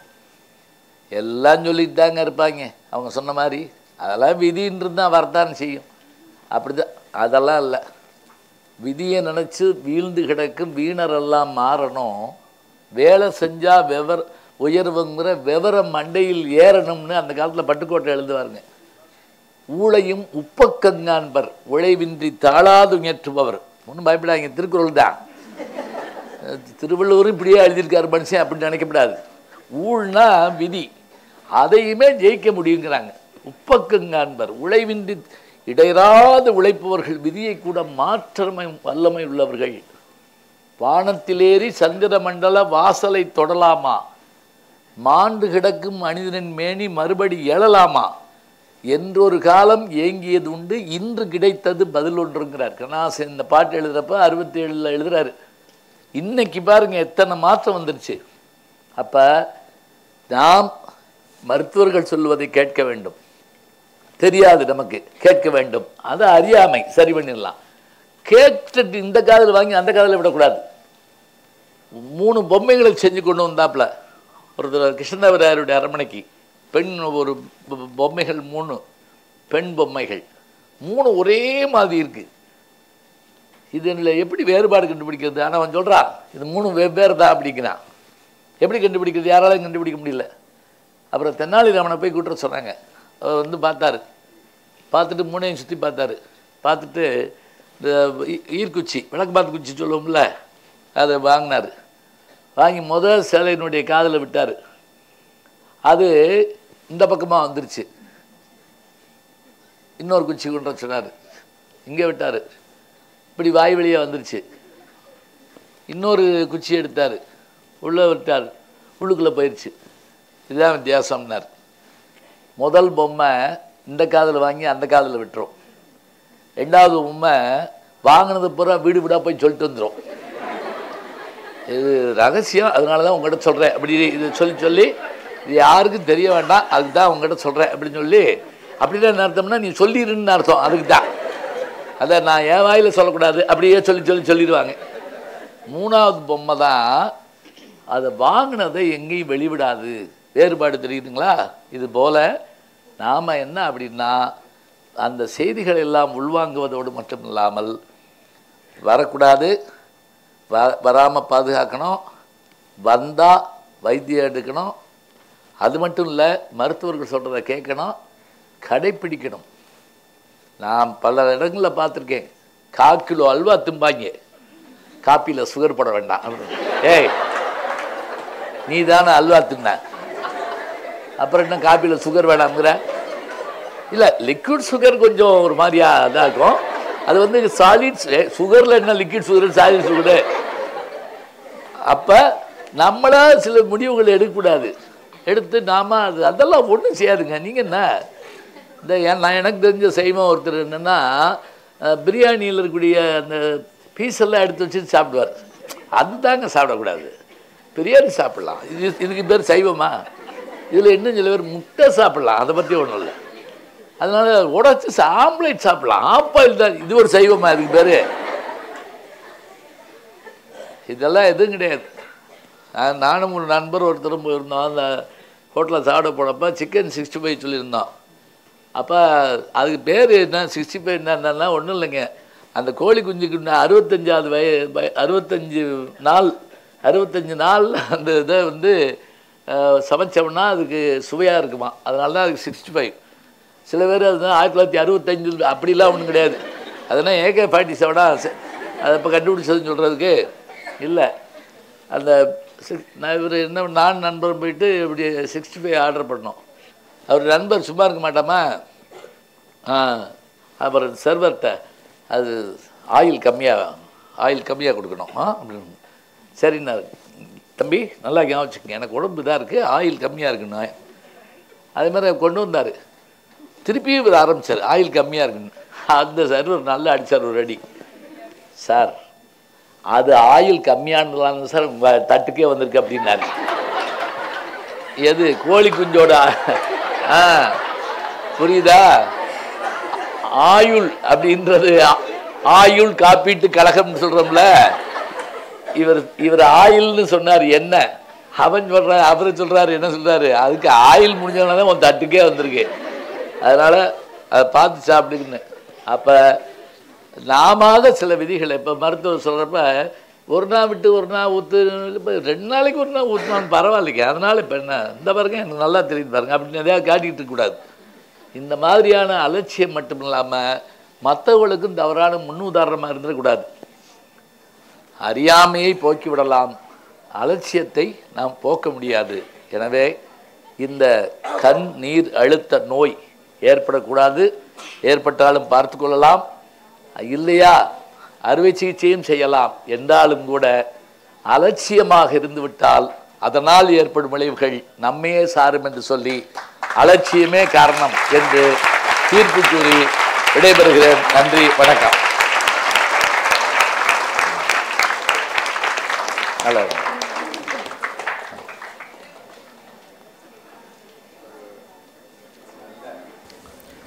நல்ல இனிய மாலை பொழுது. இன்று நம்மை மிகவும் சிரிக்கவும் அதற்கு மேல் சிந்திக்கவும் வைத்த பேராசிரியர் ஐயா அவர்களுக்கு எனது நன்றியை கூறி அவரை பெருமைப்படுத்தி நாமும் பெருமைப்படும் வகையில் அவருக்கு ஒரு நினைவு பரிசினை வழங்குமாறு எங்கள் நிறுவன தலைவர் டாக்டர் ரவீந்திரன் அவர்களை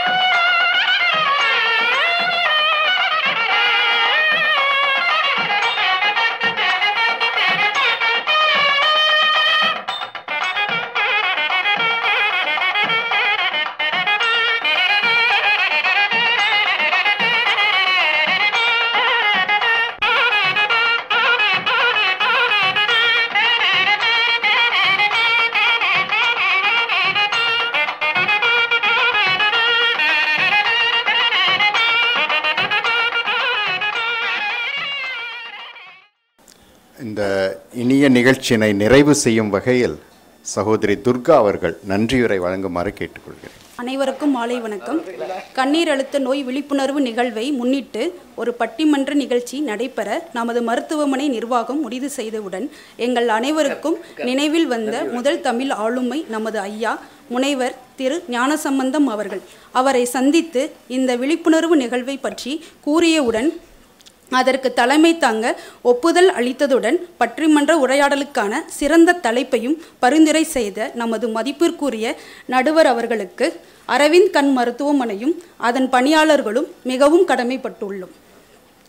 பலவித பணிகளுக்கு இடையே நேரம் ஒதுக்கி இன்று பேசிய சகோதரிகள் அனைவருக்கும் தக்க பயிற்சியும் அளித்த நடுவர் அவர்களுக்கு எங்கள் இதயம் கனிந்த நன்றி. இந்நிகழ்ச்சிக்கு ஒப்புதலையும் தங்களது உளமார்ந்த ஆதரவையும் அளித்த எங்கள் அனைவரையும் உற்சாகத்துடன் கலந்து கொள்ள ஊக்கமளித்த எங்கள் முதன்மை மருத்துவர் டாக்டர் ஹிம் அவர்களுக்கும் மனிதவள மேம்பாட்டு இயக்குனர் டாக்டர் உஷா ஹிம் அவர்களுக்கும் எங்களது அரவிந்த் குழுமத்தின் தலைவர் டாக்டர் ஆர் டி ரவீந்திரன் அவர்களுக்கும் எங்களது நன்றியை சமர்ப்பிக்கின்றோம். இந்நிகழ்ச்சியின் பின்னணியில் இருந்து எங்களுக்கு ஆதரவையும் துணையிருந்து அனைத்து ஏற்பாடுகளுக்கும் எங்களுக்கு உதவிய திரு உதயகுமார், திரு ராமநாதன், திரு முத்துராமலிங்கம் அவர்களுக்கு எமது நன்றிகள் பல.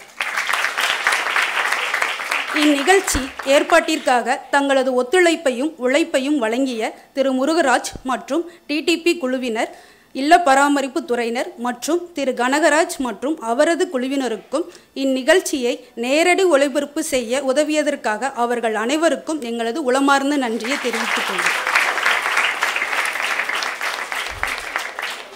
கண்ணீரழுத்த நிலையை தகுந்த முறையில் சிகிச்சை அளித்திட தரமான மருந்துகளை குறைந்த விலையில் அளித்து மகத்தான சேவை செய்து வரும் ஜிவிரா நிறுவனத்தை சேர்ந்த திரு ரங்கநாதன், திரு மாரியப்பன் மற்றும் அவர்களது குழுவினர் அளித்த ஆதரவிற்கு மனமார்ந்த நன்றியை தெரிவித்துக் கொள்கிறோம்.